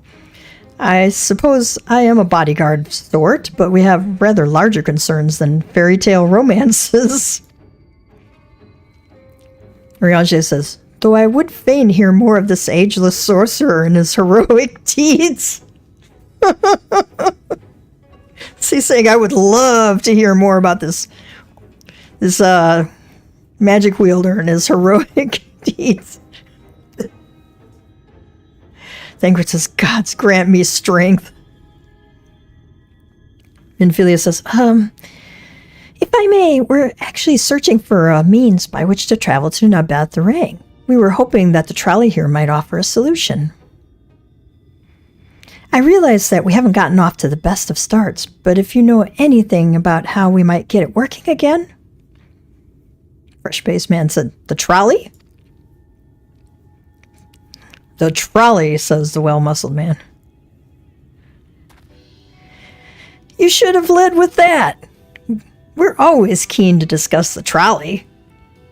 We're both engineers in training, in fact. Jarek and Thaf, at your service. Technically, I'm a miner and he does repair work, but our true passion is the trolley. We're working with a few other folks to get it up and running again. And before you ask, yes, it's true that there's little in need of transport these days, but that's no reason to consign a miracle of mechanical innovation to the dust. The mere sight of it traveling the track once again would make hearts sore. Mark my words. Thancred says, you'll hear no argument from us. What progress have you made thus far? Jarek says, well, not as much as we'd like, truth be told. Minfilia says, well, is there anything we could do to assist you? We could gather materials or help put pieces together. Thaf says, it's a sight more complicated than that, I'm afraid. If you spoke with Magnus, you'd understand. He's the only one with full knowledge of the trolley's operation. I suppose you could speak with him if you'd like. We'll introduce you. Sure. Very well. Our options are limited, and if this Magnus can explain whatever is preventing the trolley from being restored, I'd like to hear it. Right. Looks like you'll be following us back to Twine then. Okay. It's a fairy tale romance. Oh my gosh. Let's see if these guys have anything else to say. To be honest, I'm impressed that you thought of the trolley to begin with. So few seem to these days. Too used to living without it, I suppose. What does Minfilia say? A quest for a lost love. Perhaps that could have been me had things been different.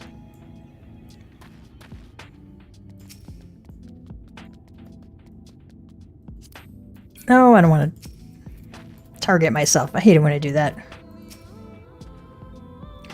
Dost thou seek the sorcerer's wisdom, young one? Urianger clearly liked this idea.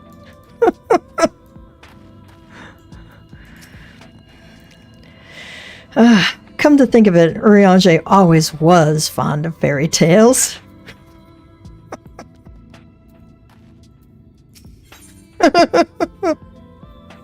Nice. Okay, they crack me up, man. Thaf is ready to guide you to Twine, where you might meet the mysterious Magnus. If you're ready, we can leave right now. Though you haven't seen another fellow around here, have you? Thought he'd have come out by now. Yeah, Caps. You think he'll be all right? That's, well, I suppose we did force your hand a bit. I'll have a look just in case. You go on ahead, Thaf. All right. Looks like it'll just be you lot and me then. Try not to let anything take a bite out of you on the way out of the rail yard.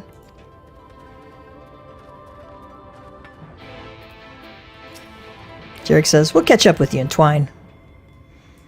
Okay.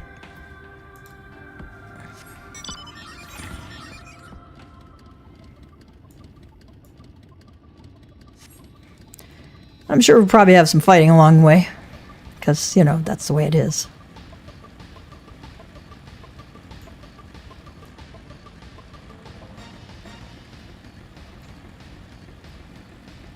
I came through on level the first time I ever did this, and oh my gosh, those coyotes were so close all the time.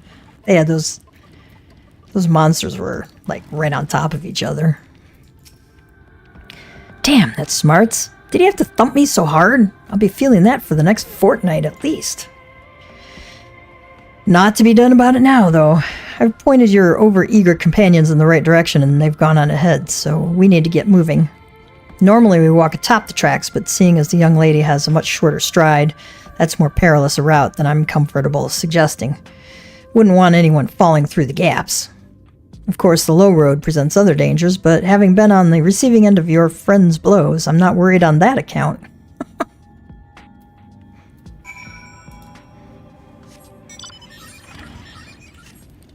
Who?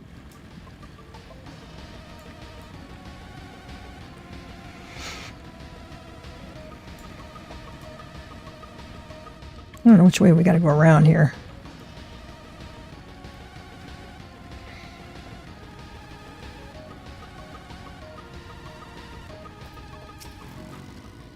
Wait a moment. I think I hear something. Oh, that's something, all right. Run!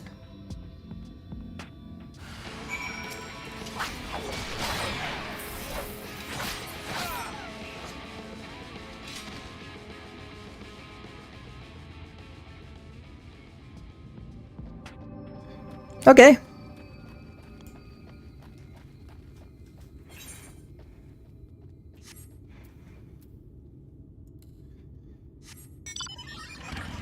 Wasn't too much of an issue for us.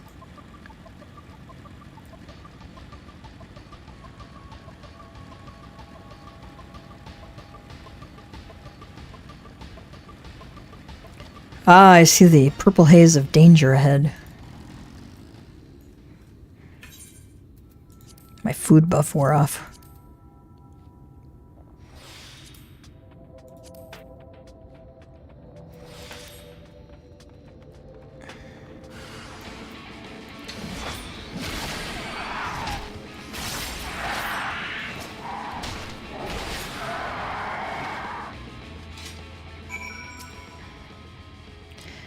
Sorry about that. I'll admit I didn't expect this route to be quite so fraught with danger. We're nearly to Twine, though, so we should make it without further incident.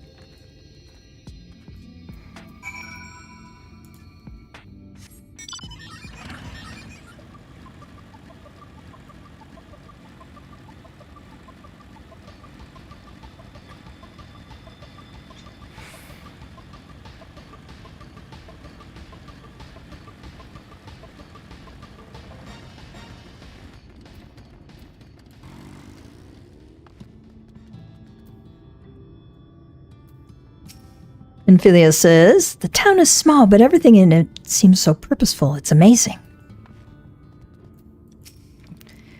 Odd to find a place like this still occupied. It must have come dangerously close to being consumed by the flood. Riange says, a testament to man's resilience, that civilization may yet be found at the very edge of the world. Okay, it speaks to man's resilience that you can find civilization even this close to where the flood nearly eliminated everything. This is it. Welcome to Twine. The original dwellings were built to house those laborers tasked with building the track. Over time, miners came to seek their fortunes, and that's what made the town grow to what you see before you today, but it was still the trolley that brought them here. As you've doubtless noticed, the track goes to the very heart of the town. It was the heart of the town back when the trolley still carried everyone home at the end of each hard day in the mines. Now there is no trolley. Not much work to be had in these mines, for that matter. The only residents that remain are the destitute, the delusional, and those with nowhere else to go. Or so they say. That should give you some indication of what to expect when you meet Magnus. As I said, it'll help you understand why we can't get the trolley running. Just don't expect too much aside from that. Ingrid says, well, that's encouraging, but I don't see that we have much choice. Let's go and meet the man.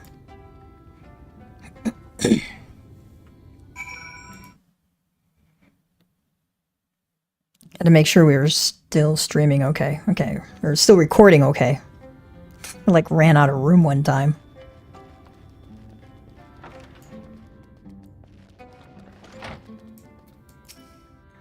Thaf says, this is Magnus. He's our boss of fashion. So you notice all these bottles of booze on the table here. He's bent over like he's soused.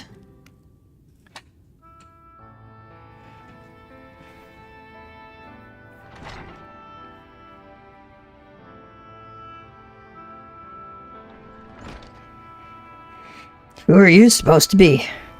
Never seen the three of you in my life. Or the four of you? Wicked White, if you're going to bother me, at least have the damn courtesy to stand still.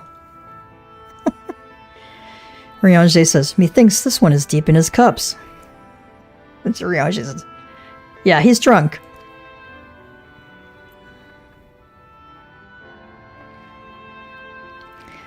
These are my guests, Magnus. We ran into them at the mines. They're looking for a way to reach Nabeth the Rang, so they came to ask about the trolley, you see. What? There's nothing in Nabeth the Rang. Not anymore. And especially not for frail little girls. Give it up. Minvili says, no. We must reach Nabeth the Rang. I must. Ugh. So you have your heart set on it. The world doesn't care. This place is a ruin, nothing more. And you're not getting there in the trolley. The thing doesn't run on hopes and dreams. Thancred says, we're not fools. It's necessity that drives us to Nabeth the Rang. If you insist that the trolley is not an option, at least tell us why. No, I'm sick of people asking me about the blasted thing. Leave me be.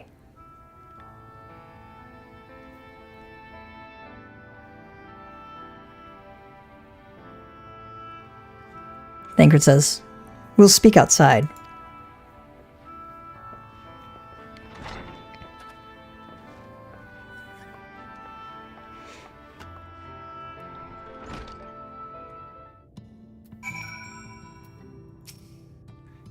I'd be lying if I said that I didn't expect that, but for what it's worth, I'm sorry.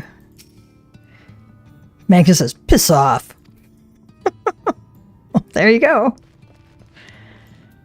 Does Dalric have anything? For some of the miners, the thought of a stiff drink at the end of a shift is the only thing that keeps them going. What does Urianger have to say? I sense there's more to this belligerent drunk in his tale. Yeah, me too. Thancred's clearly thinking too. Stubborn arse. That's what he's thinking. Guy's being a stubborn ass. And Phileas says, he only said that because he thinks I'm weak. And he's right. But I can't be. I won't be forever. There has to be some way. I must find it.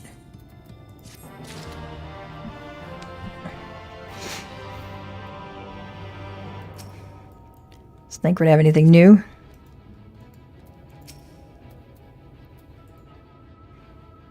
No.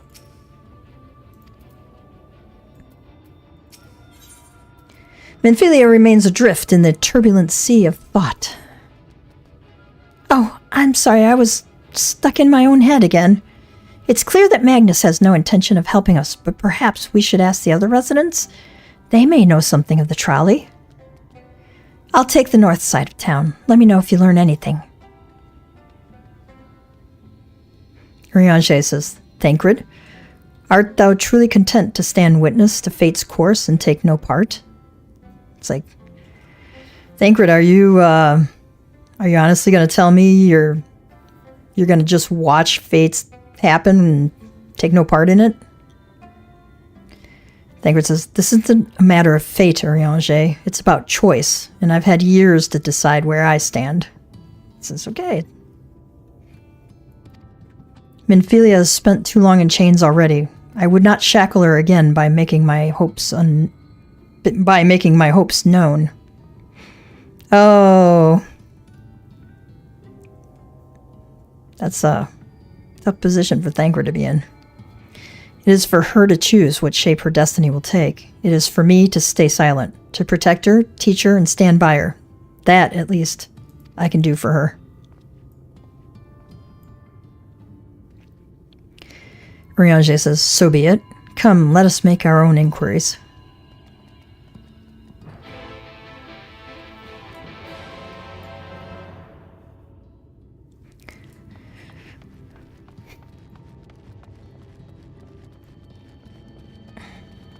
Gemstone trader. Very well, you can do this, Halden. Give me your bicolor gemstones. Oh, that's not what I meant. I have stuff, things that I could trade. Does that sound good? You may trade now with Halden. Hang on.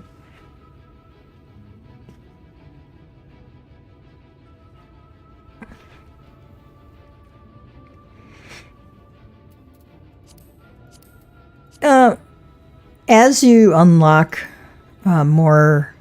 Where is this? Shared Fates, that's it.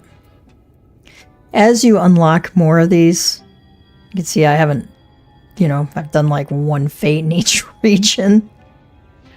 As you unlock these levels, more things become available at these gemstone traders.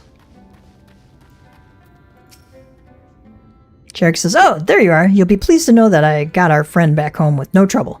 And he's just fine. He was a bit shaken up, is all. And you? What did Magnus have to say? Told us to piss off. Oh, I did have a faint hope that your need might prompt them to action where our interest is not, but I suppose that was foolish of me. I am sorry that we couldn't be of help, though. I could at least show you the trolley car we have here, if you like. You could give it a stroke or two. It has some very... See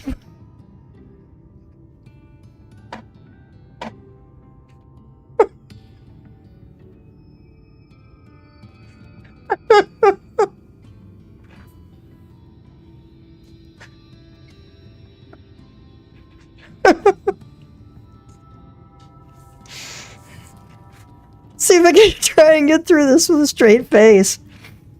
I am sorry that we couldn't be of help, though. I could at least show you the trolley car that we have here if you like. You could give it a stroke or two. It has some very smooth wood. Jeff's going, no. No, no, no. You mean to say you're not giving up? Even knowing what Magnus is... Magnus? I don't see much point in your being stubborn about it. Though, perhaps stubbornness is exactly what this situation calls for. Can't forge iron without an anvil, after all. I can't imagine that anything you try will work, but if you're certain, you can help me make preparations in the event that it does. To that end, take this toolbox. We're going to inspect the rails. I'll have a look along the tracks for anything that's in need of repair. You bring the tools and be ready to hand them to me whenever I stop to work. Okay.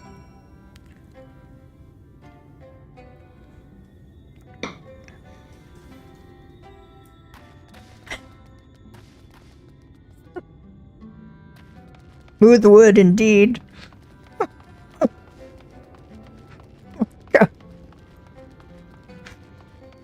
There's a reason this game is not, you know, is rated PG. Alright. Okay, we gotta go down. Oh, who's Helene? Talk to her. Hey there, fellow nutter. If you're after a mark or two, might be old Helene could put you on your trail. What would you like to know? We will chat with her later about that kind of stuff. Oh, that hurt.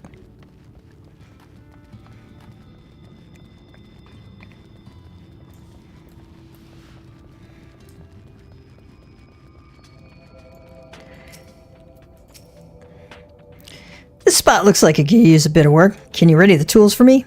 Sure. I don't know what that means.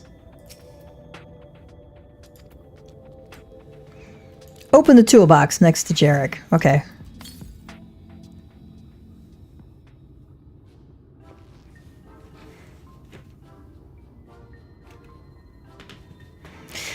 You open the box, revealing the proud array of lovingly maintained tools within.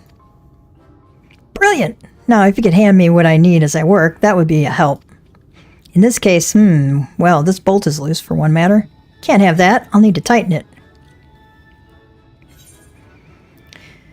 We could hand him a vicious-looking saw, a mid-size wrench, or a ragged cloth.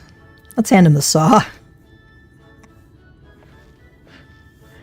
We're going to do this completely wrong just for yucks and grins.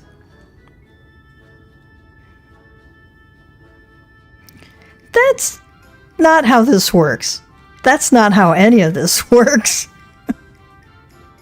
That's a movie quote. I need something to tighten the bolt, please.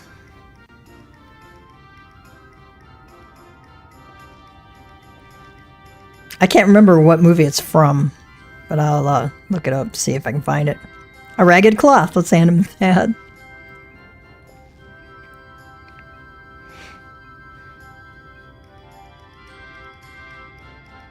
I could use this to wipe any excess oil clinging to the bolt, but I don't think that'll be necessary in this case. I'd like to move right to tightening the bolt, so please hand me the tool for that.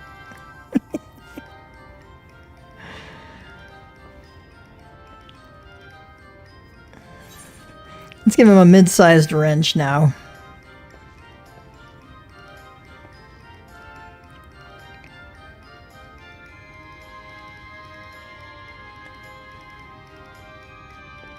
Thank you! This one will do nicely. Now, give me one moment and...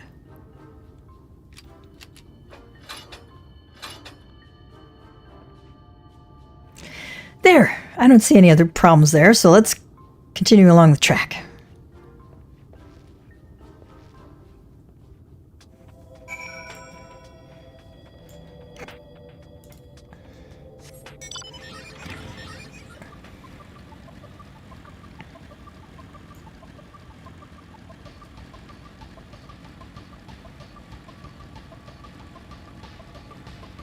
Warrior of Light, fixer of railroad ties. Okay.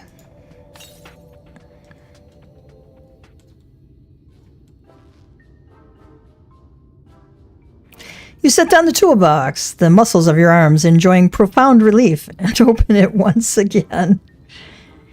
You're quite handy to have around, you know?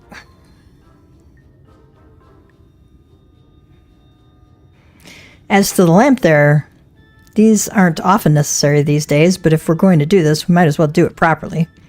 And if by some miracle the night returns as it did in Lakeland, well, it's a nice thought.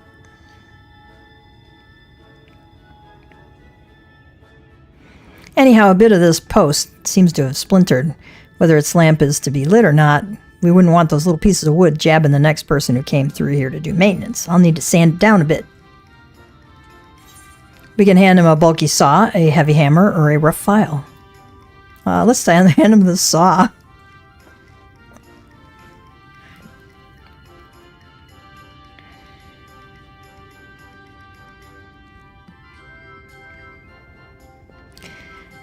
Sure, I'll simply hack at it. Sure, I'll simply hack at it with this massive saw. Honestly, are you away with the Fae? We're trying to prevent splinters, not chop down the posts like a tree. Now hand me something a bit more delicate, if you please.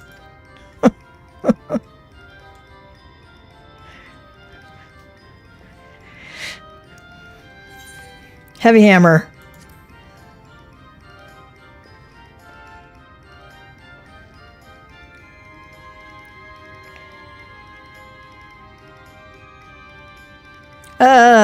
You have an interesting sense of humor. Now, can I have the proper tool this time?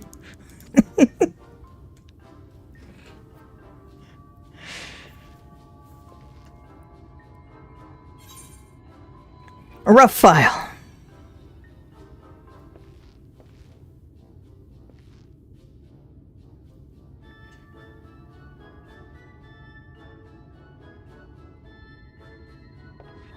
Yes, a wood file is perfect. Let me even this out.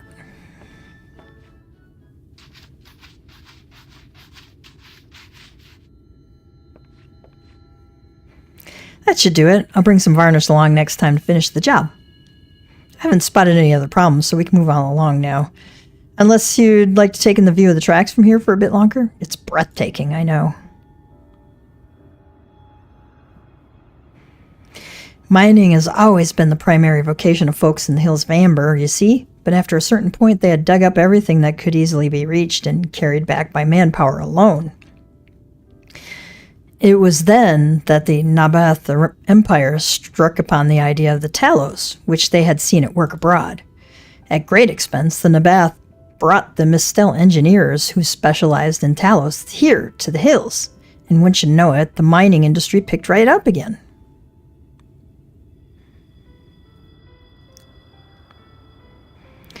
Twine itself sprung up around that time, as a matter of fact. It was named after the entwining of tales, the fruitful cooperation between the native Ronso and the newly come Mistel.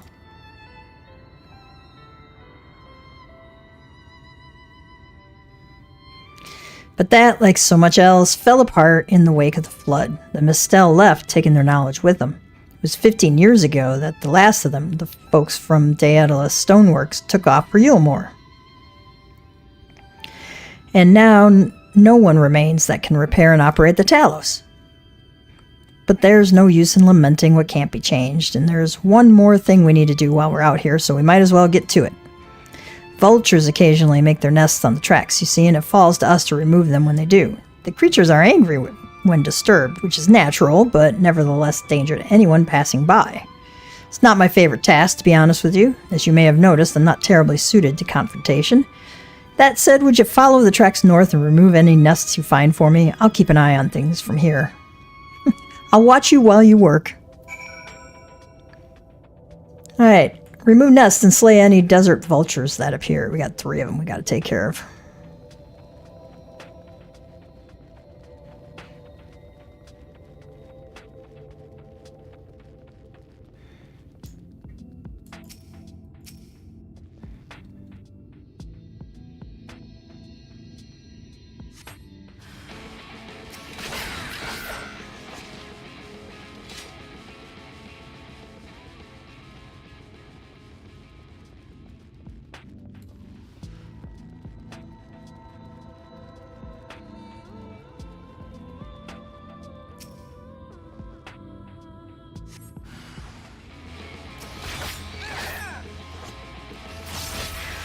If you're going to cross the tracks, cross them at a, safe spot like that.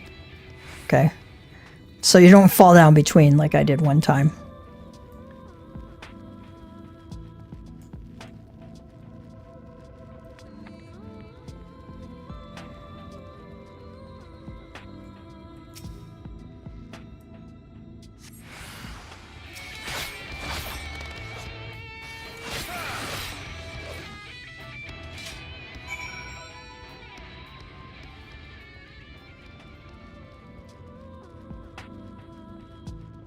I can't remember which tracks we need to be on. I think it's this one.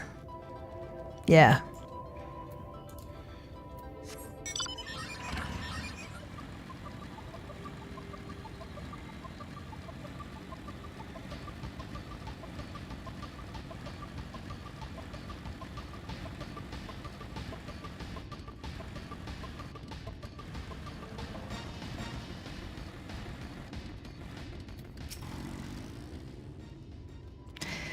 Thank you. That should be everything taken care of. In return for your help, I'll tell you a bit more about the trolley. Nothing that can get it started again, though. As I said, the only people who knew how to repair the Talos are long gone. When they left, the life began to bleed out of the town. The trolley's tracks rusted, and its cars fell into disrepair. Now, I was born in Twine, raised there. My first word was trolley, damn it. And those were the worst years of my life. But then, about 7 years passed, Magnus and his wife returned to us. Magnus is a real proper trolley engineer, and perhaps he would never have left in the first place if it hadn't been for his son. As you're well aware, Amarang is hardly the safest place, and Magnus wanted his child to grow up away from its dangers. Didn't help in the end. Sin Eaters got the boy. Isn't that always the way? The child had always said that someday he wanted to see Magnus's trolley running again, so in his memory they returned to Twine. Started fixing those rusted rails and broken cars, and it was going well for a time.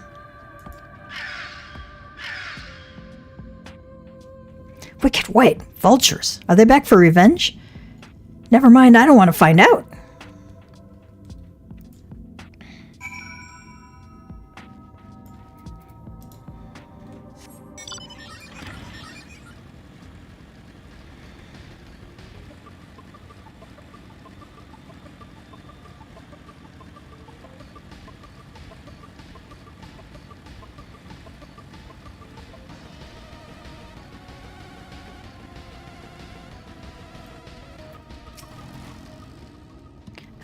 Nice work out there. And now you know the story of the trolley. Won't do you much good without the Talos, though. If there was even a single one that still functioned, things might be different. But, well, here we are. Down for maintenance. Despite his better judgment, Jarek is considering throwing you a bone. Not that it'll do you any good, but we do have a Talos we've been meaning to repair. I could show you if you'd like. It'd certainly be nice to hear something other than Magnus's griping for a change. Looks like we've got a blue quest. Scavengers assemble.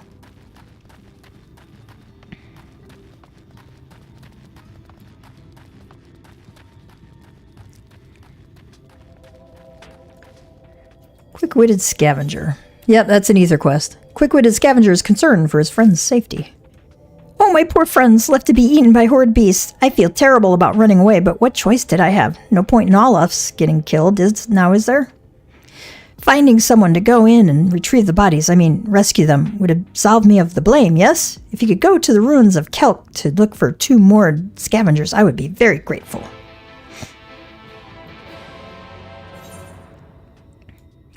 I believe we have to go into the caves for that, and we'll be heading in that direction at some point anyway, so I'm not going to go do that one right now.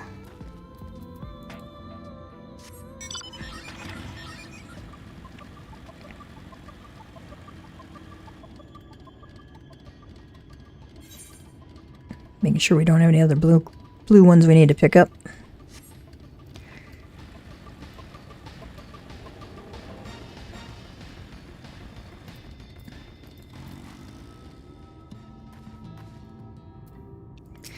Mariange says, "Thou art come to examine the Talos?" So you came to look at it too? Looks like someone's already beat us here, but please, look about as much as you like.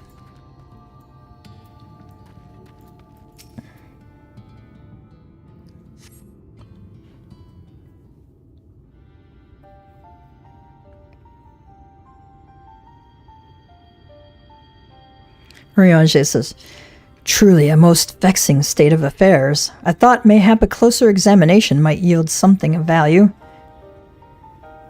Ah, man, this is so frustrating.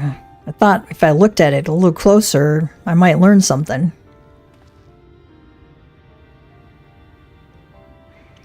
I see. The means to build Talos stone by stone are lost to us, 'tis true, but here before us slumbers a most fine specimen.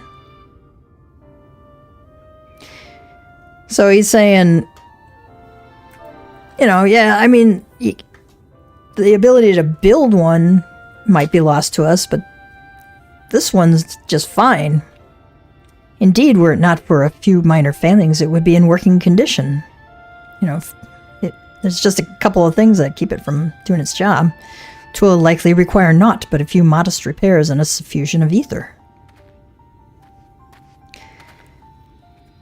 So it'll only need a few repairs and some ether. Jarek says, well, if you think you can get that thing up and running, far be it from me to stop you. But what exactly do you reckon is the problem?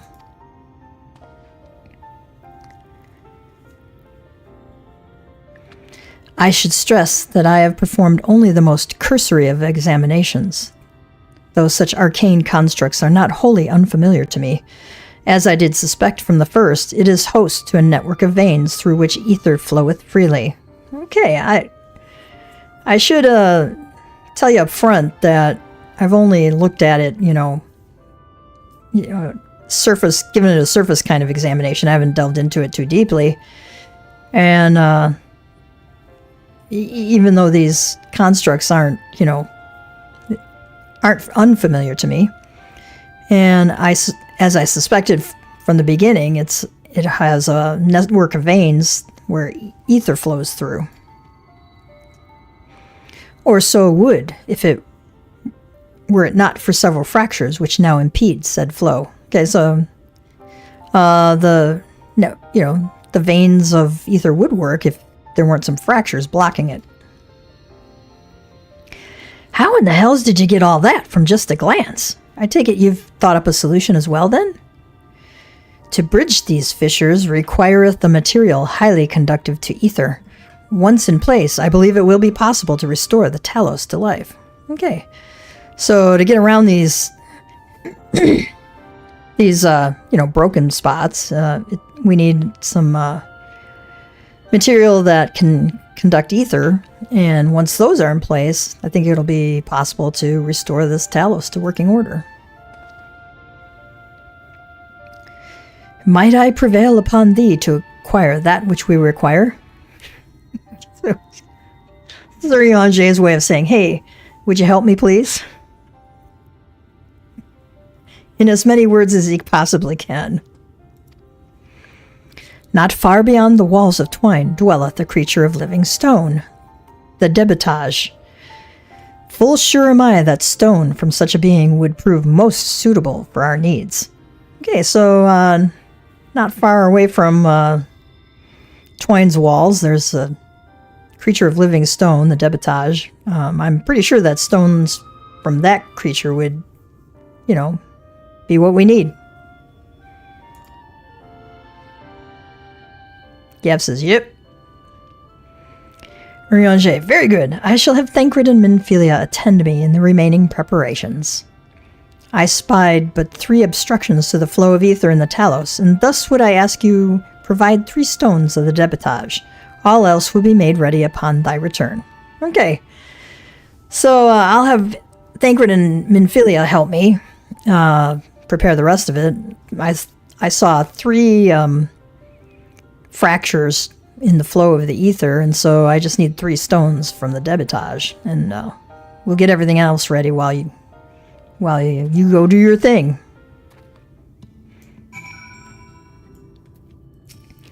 Jarek says, wish we had a mage like him around sooner. As you might imagine, we've had trouble convincing people to come here to help. They either refuse outright or demand payment far beyond anything we could hope to afford.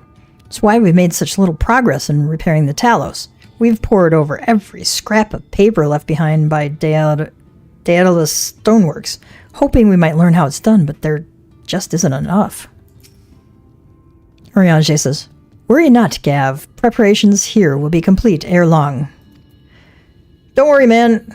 We'll get everything done before you come back."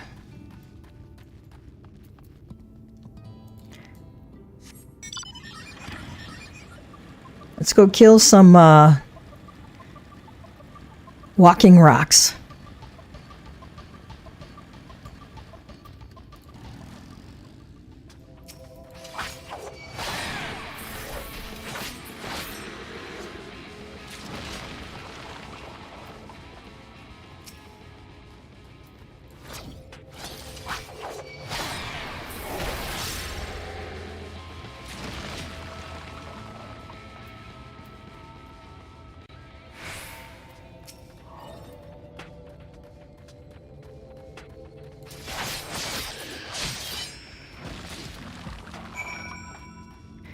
Okay, we got what we need.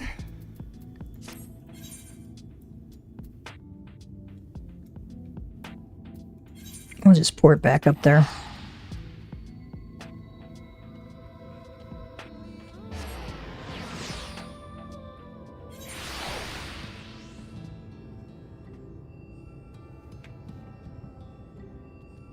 All right.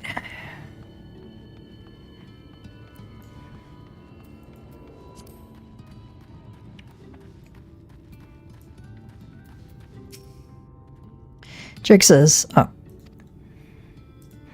Alright, we heard that one before. Okay, Urianger. Thancred and Minfilia will return ere long with the remaining supplies we require. So, Thancred and Minfilia will be right back with the other stuff we need. Didst thou succeed in procuring stone from the debitage? Did you get the rocks? Debitage fragments. A chunk of rock taken from a debitage.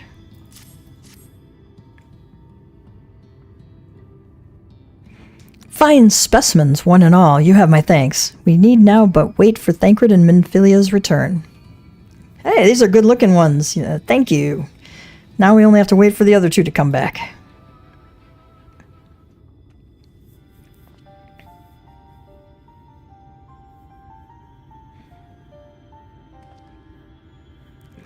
Urianger says, from end to end, the paths by which ether may flow through the Talos have been duly mended. Okay. From top to bottom, we've fixed the ether flows. But they require a sufficient endowment. We got to give them more ether.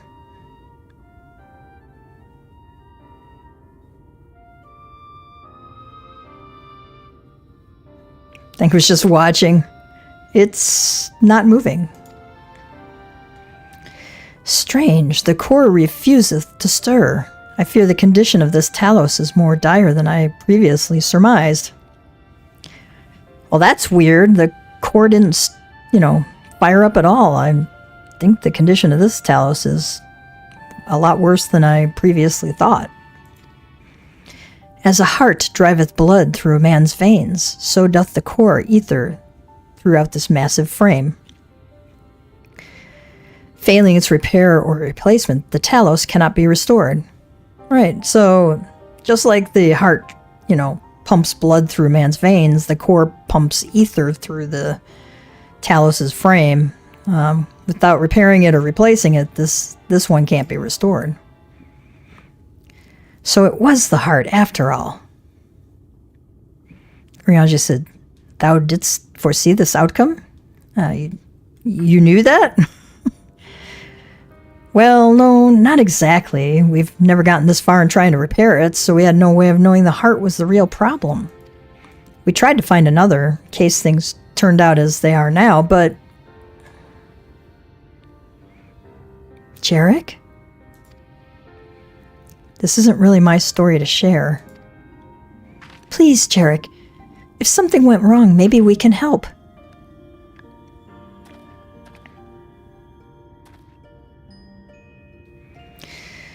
All right, all right. After all you lot have done for me, I suppose it's the least I can do.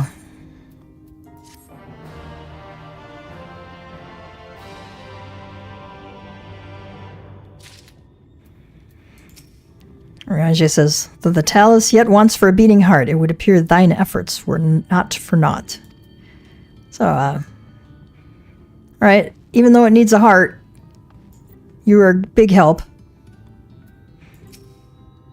Minfilia says, I hope Jarek doesn't get in trouble for telling us what happened.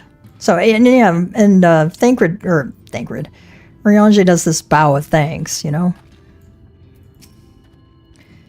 What could be so terrible he'd want to keep it from us?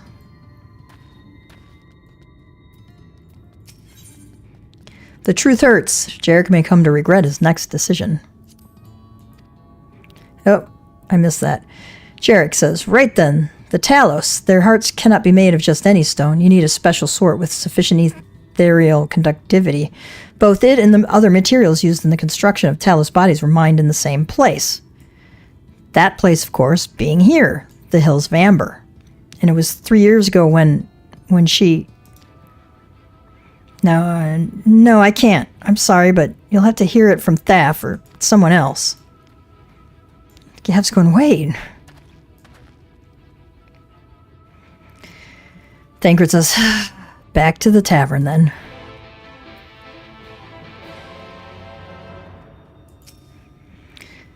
Ryanja says, what terrible tragedy befell him years ago, I wonder. What happened? But says, you don't suppose Thaf is going to run off too, do you? Minfilia says, this is all my fault. I never should have pressured him. Well, I don't know that we have much choice, dear.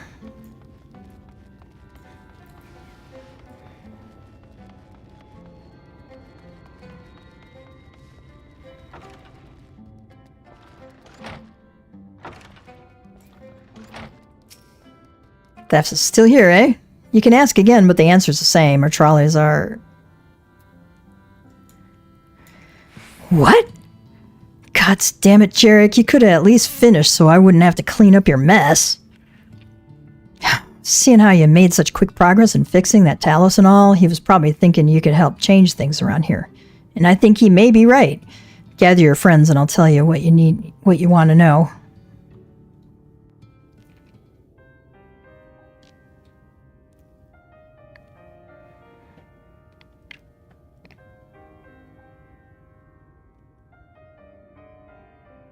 Magnus's wife was a miner, you know. Greatest prospector there ever was. When the golem heart started failing, she was the first to head out in search of more.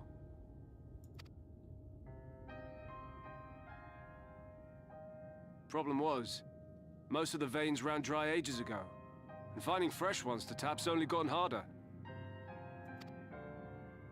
But she wasn't one to be deterred. She just kept digging deeper and deeper. And then the mine collapsed.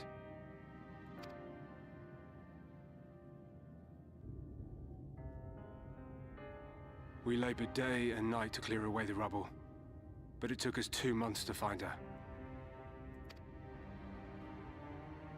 To find her body.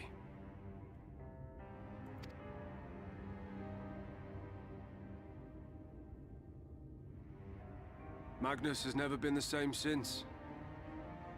Oh, look how sad Reen is. Look how sad Minfilia is.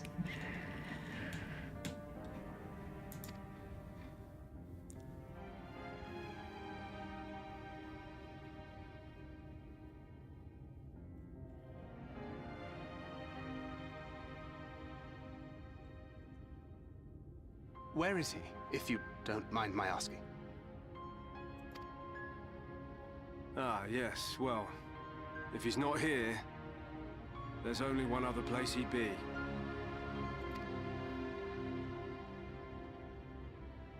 Oh, Thancred has a plan.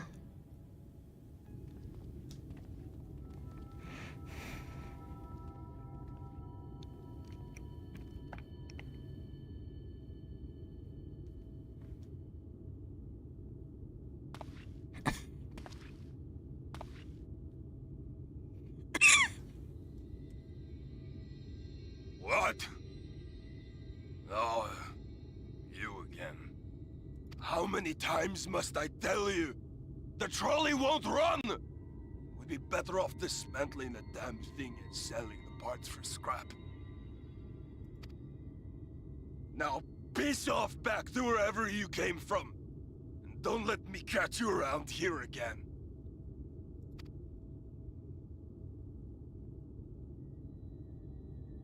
What were their names?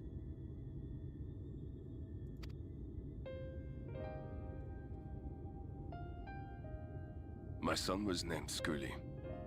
My wife, Agna.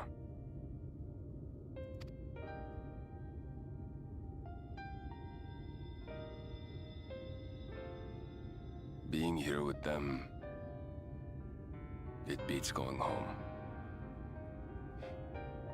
Home stopped being home when I lost them. I thought to try and drown my sorrows. But somehow, the bottle's never deep enough. No, that's true. It never is deep enough. No bottle is. Believe me, I know. You've lost someone too?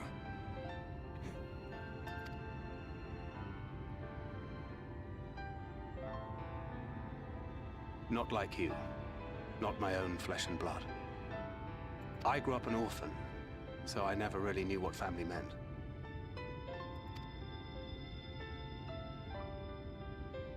Not until I met a man who offered to take me in and make me his pupil.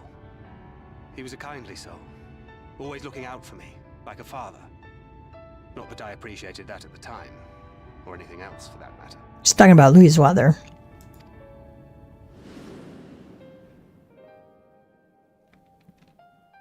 But I finally had a family.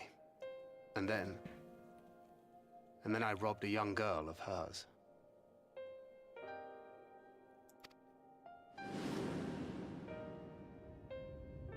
I did my best to make amends, to offer her comfort. But the more I look back on it, the more I realize just how inadequate my efforts were. I let her down.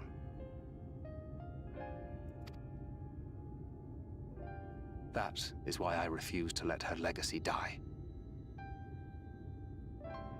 Oh. Thancred carrying that guilt for so long. In the end, all we can do is press on. For those we have lost. For those we can yet save.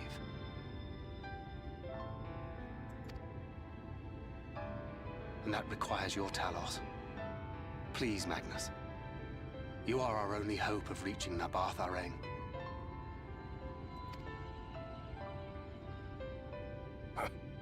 What rubbish.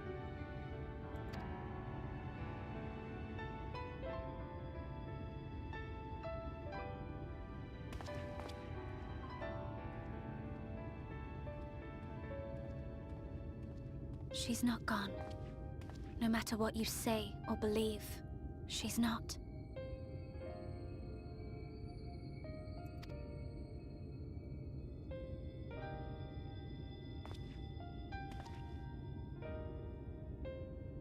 We can still bring her back.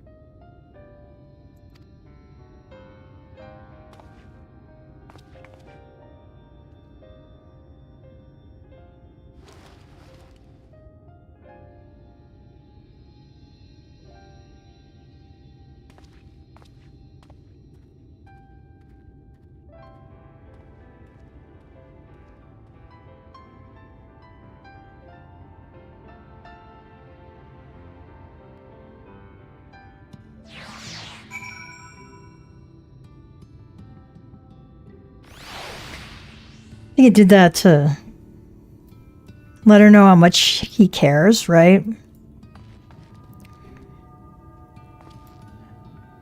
But I think he was acknowledging that it's her decision. And she shouldn't be guilty for the decision she makes if it hurts him. And misinterprets it. Why must he always treat me like this?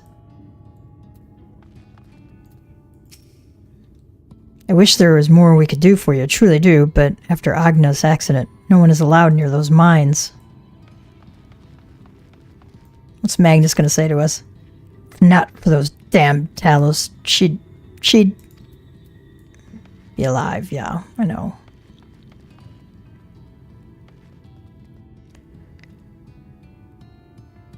I don't see Thancred anywhere. All right.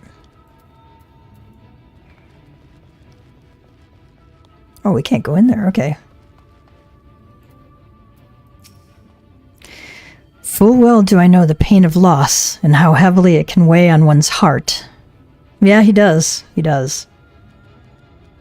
Moonbreed was a great loss to him. Nevertheless, there is but one way forward. We must needs procure a new heart for the Talos. Thef, knowest thou any location wherein we might find the stone we require? No matter how scant the possibility, we would seize it. Okay, so he said, do you know any location where we might find the Heartstone? No matter how difficult, you know, how impossible it might seem, we must try. Thaf says, I told you near all of the veins were tapped dry years ago, though I suppose if you really want to try, you might find something at Nuvi's leavings. It was opened well before Talos became commonplace, which is why the mining there was never quite as deep.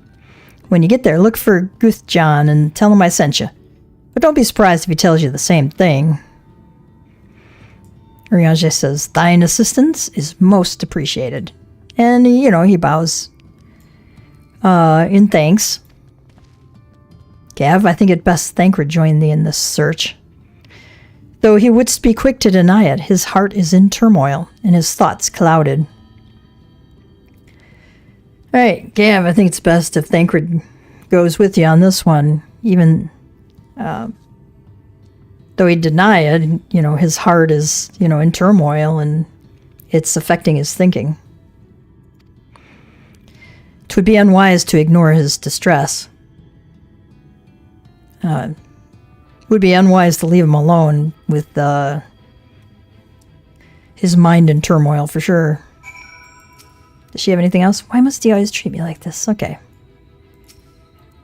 Urianger, have anything else? I prithee attend Thancred and keep him occupied with the task at hand. I pray that you stay with Thancred and keep him occupied. Staff, Guthjon has worked in these mines longer than near anyone I know. You'd do well to heed his advice in there. Okay. Alright, we've been at it a while. And so it is now cat joke time. Yeah, I can fix you, Thancred. Let's get to our cat jokes.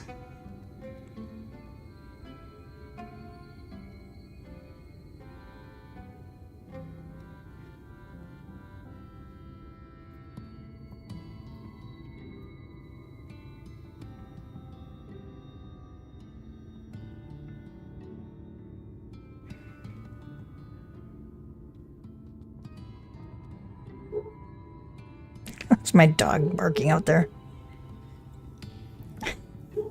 In honor of Urianger,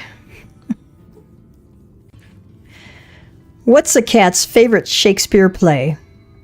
It's our cat joke. What's a cat's favorite Shakespeare play? Romeo and Juliet. Romeo and Juliet. Okay. All right. On that bad cat joke note, sorry we didn't have Jake. He like even didn't even come in the room. He's asleep, but you know, he is 15 and our boy's getting older. He sleeps a lot more often because, you know, he's an old boy. But we definitely see him. The last video I dropped, he kind of photo bombed me with his tail. It was really kind of cute. And so anyway, so hopefully Jake will be back next time. And, you know, if you can help us out, like, subscribe, hit the notification bell, all that jazz. You know what to do and when to do it. So, MamaCatGamer is signing off. We're at The Truth Hurts. We're going to be searching for Thancred next. And I anticipate that we're going to have some really emotional scenes coming up for next week. So that'll be a lot of fun. All right. Cats and kittens, MamaCatGamer is signing out. Y'all have a great one.